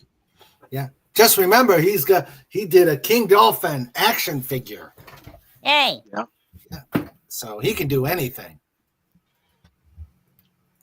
Yeah. Although I want to see a movie where Scott Bakula plays a vampire, because you got to have Bakula Dracula. Oh. Well, that's a good idea. Well, That's the olives and Swiss cheese I just ate talking. excuses. Yeah, whatever you got. Mm-hmm. Oh, that's a neat idea. Pudgy doesn't know if like a full series or a couple episodes. All right, so the guy that plays Q, he shows up in Strange New Worlds, and then pulls back, pulls some of those characters out into another universe, along with Beverly Crusher and some of the ones from Picard season 3, and then you have Patrick Stewart as a vampire. It's not too much of a stretch at this point. Have him go full on Shakespeare, because he was a Shakespearean actor. He can still do it. And the entire time, everyone's confused on what's going on. And then eventually at the end of the episode, the fever dream breaks. Captain Pike stands on the bridge, and there's Commander James T. Kirk standing beside him. And they're in orbit over top of the world that has that big glowing portal that they had to enter in. To bleed or not to bleed? That is the question.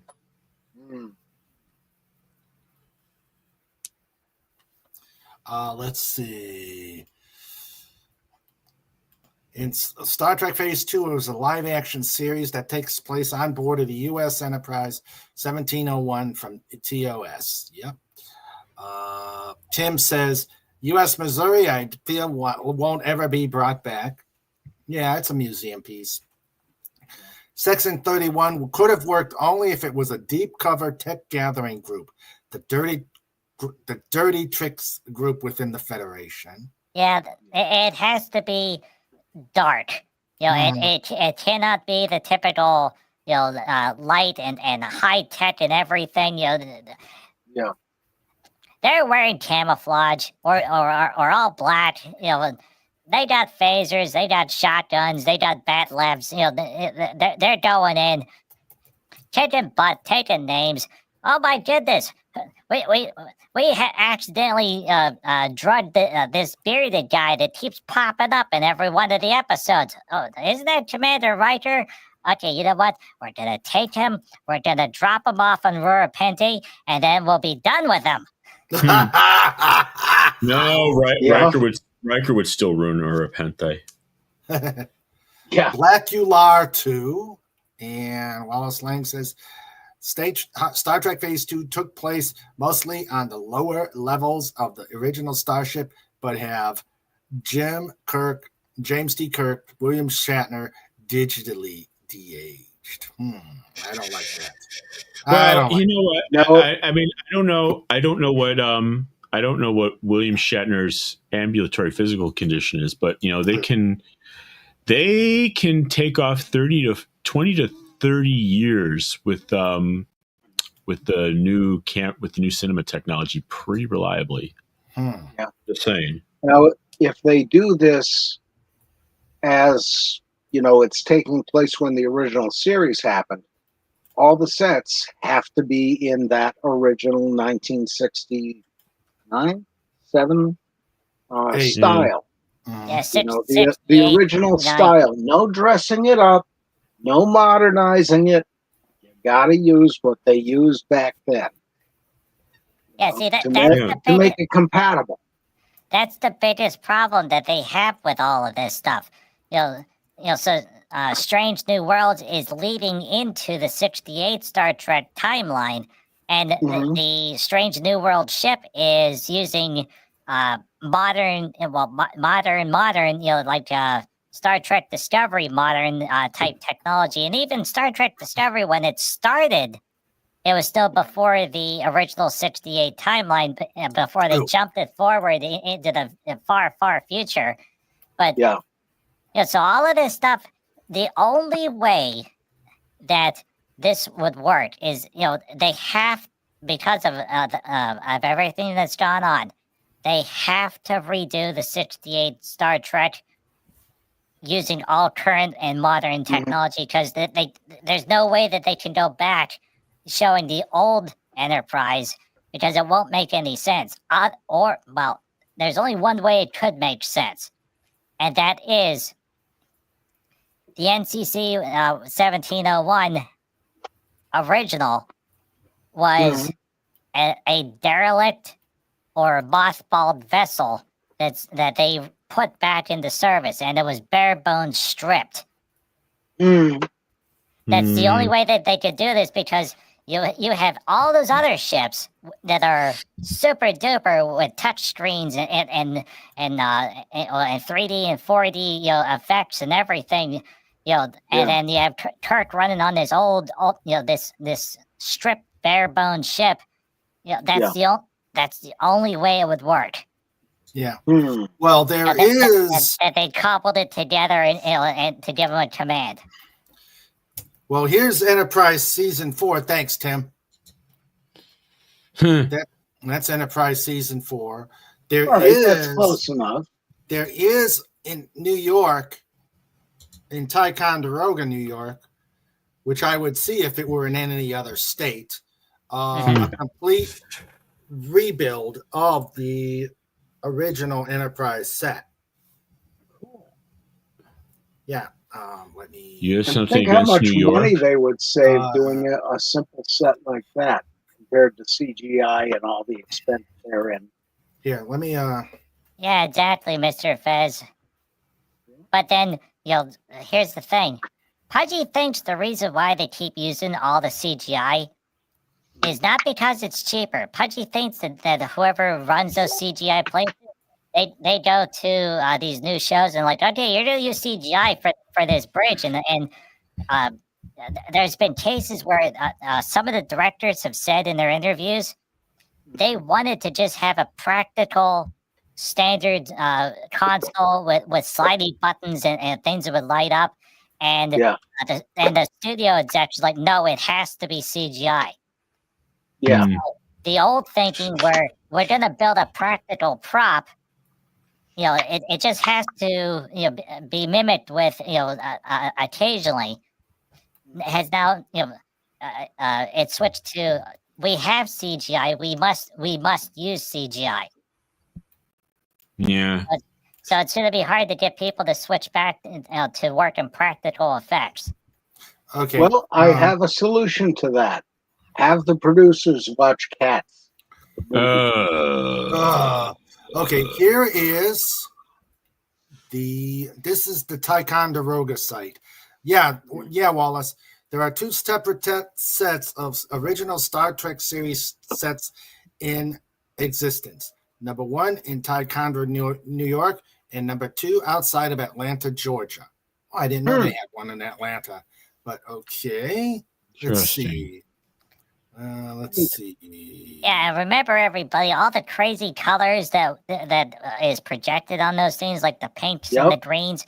That's all because of the original black and white film process. You had to have those crazy vibrant colors because everything was show up in as gray. Contrast. Yeah. Okay, so there is their sets. Wow. Very cool. Yep, this is the one in Ticonderoga. There you go. Yeah. So they do, and look at that bridge. Ooh. Wow. Yeah. Wow. Go back up a little more there. So on the left, that red one in the red square. If I remember right, that was half of a molding form for casting some piece of plumbing equipment.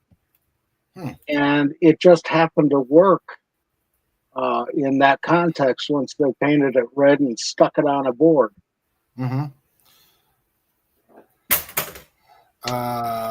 FKHC says, see, this is what real fans do. And these sets had to cost a lot to do and time to do. Yeah. Yep. And how much do they charge for a Now, Pudgy's seen where people have they put onto like tablets, touchscreen stuff, where they've made apps and other programs to mimic the various next generation console screens. So that is definitely a thing. You get a couple cheap tablets and put them in strategic places and program with the touch screens. Those are guaranteed to be a lot cheaper than having some poor guy over in probably Korea. Some poor guy in Korea, surviving on tea, coffee, and Red Bull, trying to make the screen for Captain Pike to interact with it for 3 seconds, and it costs $88,000 for this 3-second thing, and then the poor guy gets notes from the director and the producers. No, we want the screen to be different colors. And he's like, in Korean, he says, because Pudgy doesn't speak Korean, and Pudgy's not going to attempt to speak Korean because Pudgy does not want Mr. Raymond to get canceled here on YouTube. But the guy says in Korean, stop making changes. Well, even the displays in like Next Generation used to be, or the movies used to be very, very expensive. So. Well, let's see. These sets were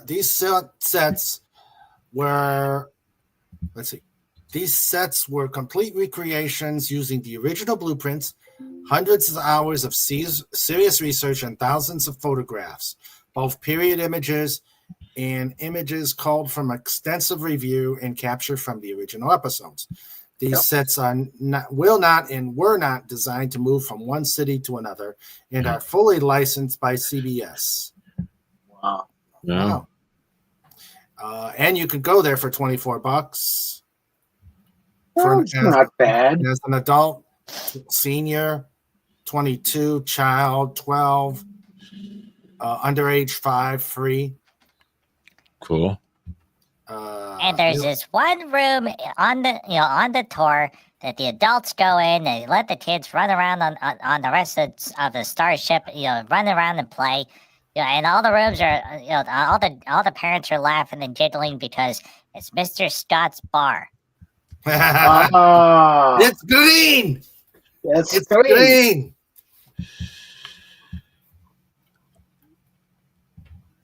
It's green. It's green. Yeah. Okay. Wait. What's this? Okay. Now, there was that one episode in the original series where Mr. Scott had to drink the alien under the table. He's like, I was saving this. Okay, Max has got to go. You take care, Max. Anything you want to plug? See you, Max. Bye, Max. Probably the USB. Probably my new mouse that I just got from Amazon. So, anyway, thanks for having me. It was a blast. You take care. All right. See you, Pudgy. See you, Fez. See you, Mr. Raymond. Yep. See you, Take chat. care. Take care, Max. Bye-bye. Yep. Bye-bye. Let's see. Legata says there are fan sites who have built sets and IIRC. I don't know what that is. Rentable for fan flicks. The famous GD. The famous GNDN stencil on the conduits of the original Trek sets. Goes nowhere, does nothing. Mm-hmm. I'm not going to read that one, Charlotte. Nope. It will be a sad day sooner than later when William Shatner is beamed up. Oh, he's not going anywhere. Yeah. Hey, you can. He's over on the History Channel doing the Unexplained. Putty likes watching those episodes. Yeah. It's the adult room called the Replicator. Yep. Right. Now the question is, in these modern, recent rebuilds of the full set, of the full ship, are there bathrooms? I don't know. Oh, because we don't know if they were in the original ship. So did you kind of have to open up an airlock and That's true. Now in the blueprints, the original blueprints, I think they have them there. I'd have to research that.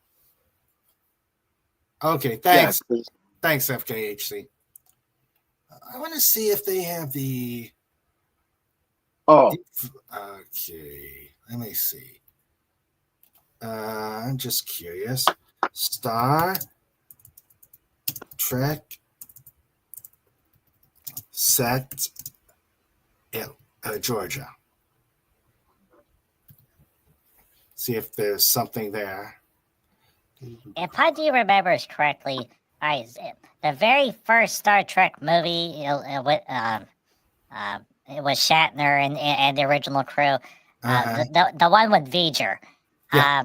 There was a scene where they went, and it was a big, wide open area with some games and whatnot. So at least the movie version of the Enterprise seemed to indicate that there was a lot more like leisure and other like human type places in the ship. So you figure the original series, they did the best that they could with what materials and sets were available. They're not going to show the futuristic potties, because back in those days, to make a potty would have cost the studio thousands upon thousands of dollars, and poor, Desilu Studios, they couldn't afford the makeup. That's true. Yep. They were still paying off all those chocolate places, for that one chocolate episode of I Love Lucy. Yep. Yep. Wow. Let's see. I just had that. Oh, geez, man. Pudgy went to the Italian Bear Bakery, and was looking at their candy selection, and Pudgy's like, "Oh boy, the candy selection's small," and the Italian Bears were telling Pudgy, "Oh, Pudgy, the chocolate prices are nuts now."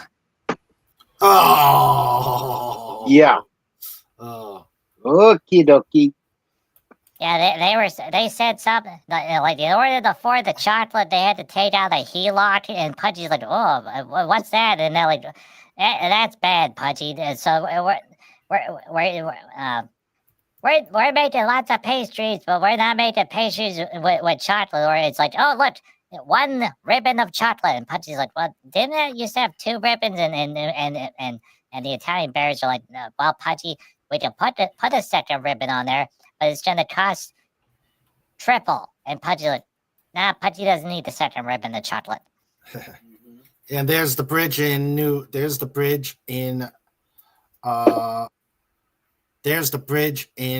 Atlanta, Georgia. Nice. Okay. And let's see. Do that. Let's go to sent you the bridge area blueprint. Oh, Tim, you're just absolutely amazing. Mm-hmm. Yes. Archivist and librarian. Yes.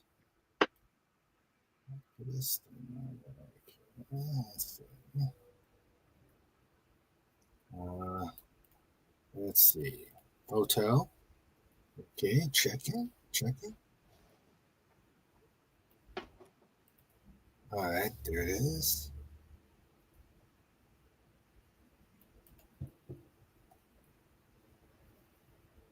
Okay. Let's see. One more. Let's see. Working. Working. All right. Okay, this is from the. Okay. Let's see. Ready, Rome.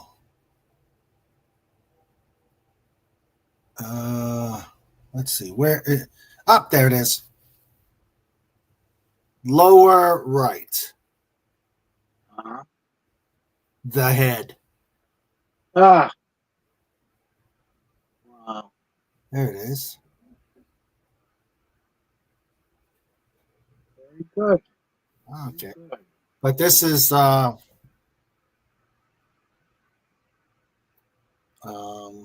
okay, but this is not from the original. Right. Yeah. Yeah, because that's more horseshoe shaped and this version was round. Yeah. So I will look at my copy of the Star Trek blueprints and see if I can find one. Yeah. All right. Well, I think this has been a great show. Oh, yeah. This has been a great show. Oh. Snort. James Doohan was asked about the bathrooms at a convention. He said they just used phasers and aimed very carefully. Oh. Well, Star Trek Enterprise, somebody asked about bathrooms, and Trip said they're actually asking about us, how we poop. Well, we just broke out this special version of the transporter. Yeah. Okay. That I think on that note, let's see. Pudgy is muted, but I think it's time for. He's back. Pudgy. On this note, though, we are going to go to show notes. Yay! Show notes, yes. It's time for show notes. It's time for show notes. Yeah, with Mr. Raven and Sandra too. It's time for show notes. We're bringing it on. It's time for show notes. You've all been warned. It's time for show notes. Okay. So, okay, you take care, Charlotte Freya. Well, if you're rounding out, cool. Have to go. Have fun, everyone. You take care. Yep. FKHC is putting the pod raid for FET. Awesome. And Snortopupus is putting out the take care every human, dolphin, doggo, Dalek, ferret, eagle, hedgehog, and Dumbo octopus TIA, I know what that is. TIA, a wholly owned subsidiary of the DolphinWars.com. I'll tell you what I said about it when I first saw it. And thank you again, Snorter Pulpes, for your amazing research and finding these pictures. Yep. So this is a Dumbo octopus.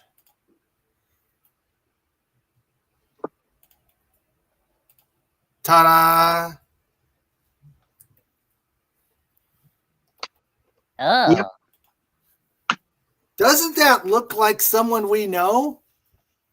Oh my God, you're right. Yes, it does. An albino Harvey. And a bowling ball.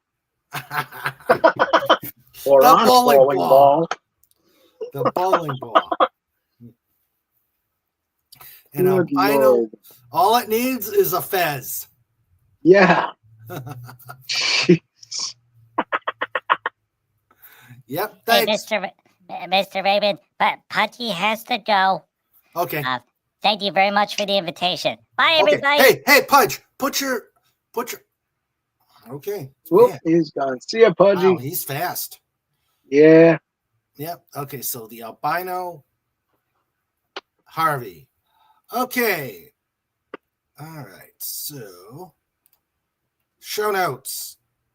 We are wrapping up November, and we're gonna get into December soon. So, okay. Next Wednesday, we're gonna do our Thanksgiving Eve show. It's going to include some cooking with Sandra, because we'll be preparing our meal the next day on Thanksgiving. Just because we will be doing whatever. On the 3rd, we'll be doing Fantastic Four yet again. On the 13th, we will have our car show theme show episode. I'm still trying to work on stuff for the 10th and 17th. The 24th will be our annual Christmas Eve show. On the 27th, the Slappies. Every year or just before New Year's Eve, we've done the Slappies. There's Pudgy with his link. His link. Cool. Yes. Thanks, Pudge.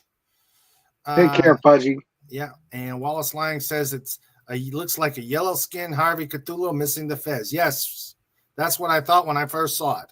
Okay, so the 27th, you guys better bring your horrible jokes, your pit-worthy jokes, your kitty table-worthy jokes, because the Slappies will be on the 27th. And on the 31st, we will do our annual New Year's Eve show. So that's what's coming up for the rest of the year. And so that is show notes. And for those who didn't see one of the new opening for the show, let me run it again. Behold the royal ruler of the reef, King Dolphin. Crowned in coral and turquoise, he's gliding through his kingdom like the legend he is. Sunlight dances on his back, fish escort him past towers of glory. I've got to figure out a better way to do that. What'd you think of that, John? I love it. Yeah, it just That's cuts pretty off. awesome. It cuts off at the end. Yeah. And Pudgy liked it. And I will be watching the Macy's Thanksgiving Day Parade, followed by the original Miracle on 34th Street movie. Yep. Okay. All right. And so that is show notes. So let me give shout out for everybody who's been here. All right. We had Charlotte Frazier. We had, and of course, Cobalt Bald Eagle. was in the background. Because where Pudgy goes, the eagle is there. Yep. We had Doobie Doobie, Herc 130. And Pudgy says, thank you for the invitation to the show tonight, Mr. Raymond. Pudgy had a wonderful time. Well, we're glad you did. Yeah, always a great time with Pudgy. Yes. Let's see. Herc 130. Okay, we had. Okay, we had the amazing Pudgy Hedgehog. We had SP4H. We had Wallace Lang. And those were our guests. And for the Lifeguard Corps, we had the Comic Relief Crusader. We had yeah, I know. I'm going to. Yeah. You have to change that from a tiara to an actual crown for your animated King Dolphin. Yeah, it's kind of a work in progress. Yep. So wait. Okay. We had, the Comic Relief Crusader. We had Max Redstone. We had Lenrod. We've got Legatus Legionai, who says like, share, sub, chat, comment, engage, enjoy, donate, buy, and feed the bear and dog. And return for more. And finally, joke. And FKHC with one last meme. All right. Let's see.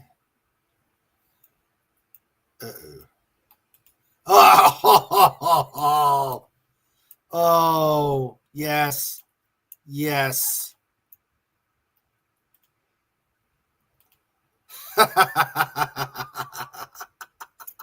Oh, Jesus. Jump the shark. Yeah. Sounds like a wager. Yep. Legatus continues. Joke. Offer puns. Show memes. And groan. Thank you, Legatus Legionai. Raymond, I got to just buzz out because I got to get ready for Fetch Show. Okay. Always a great time. Yes, glad you were here. See you on FET. Okay. Take care, everybody. Have a great night. Get better, Wendy. And vote for the kitty table. Yeah. Yeah. Take care, John. Okay. Okay, we had FKHC 2005 with his memes. I don't think we had. I don't know why I marked that Pepsi one. Oh, no, we had Andy Masterson. Yes, we had Andy Masterson. Okay. We had Wendy Webb, Trauma Warrior. Okay. We had Sandra, our producer, and of course, Trike the dog. And that's all, folks. But we cannot forget the hardest working bear on the internet, the bear beyond compare. Snort poop ass. Kilbar. Dot scream. Hashtag roar. Have a good night, everybody. Great show, Snort. Forget the dolphin here, you know. You're the star of the show, Snort. Never forget that. You and Trike. Good night, everybody. All right. Good night, everybody. Indeed. Hope you all have a great evening. Enjoy the rest of your weekend, and we will see you on Wednesday for Thanksgiving Eve. Night all. Love you.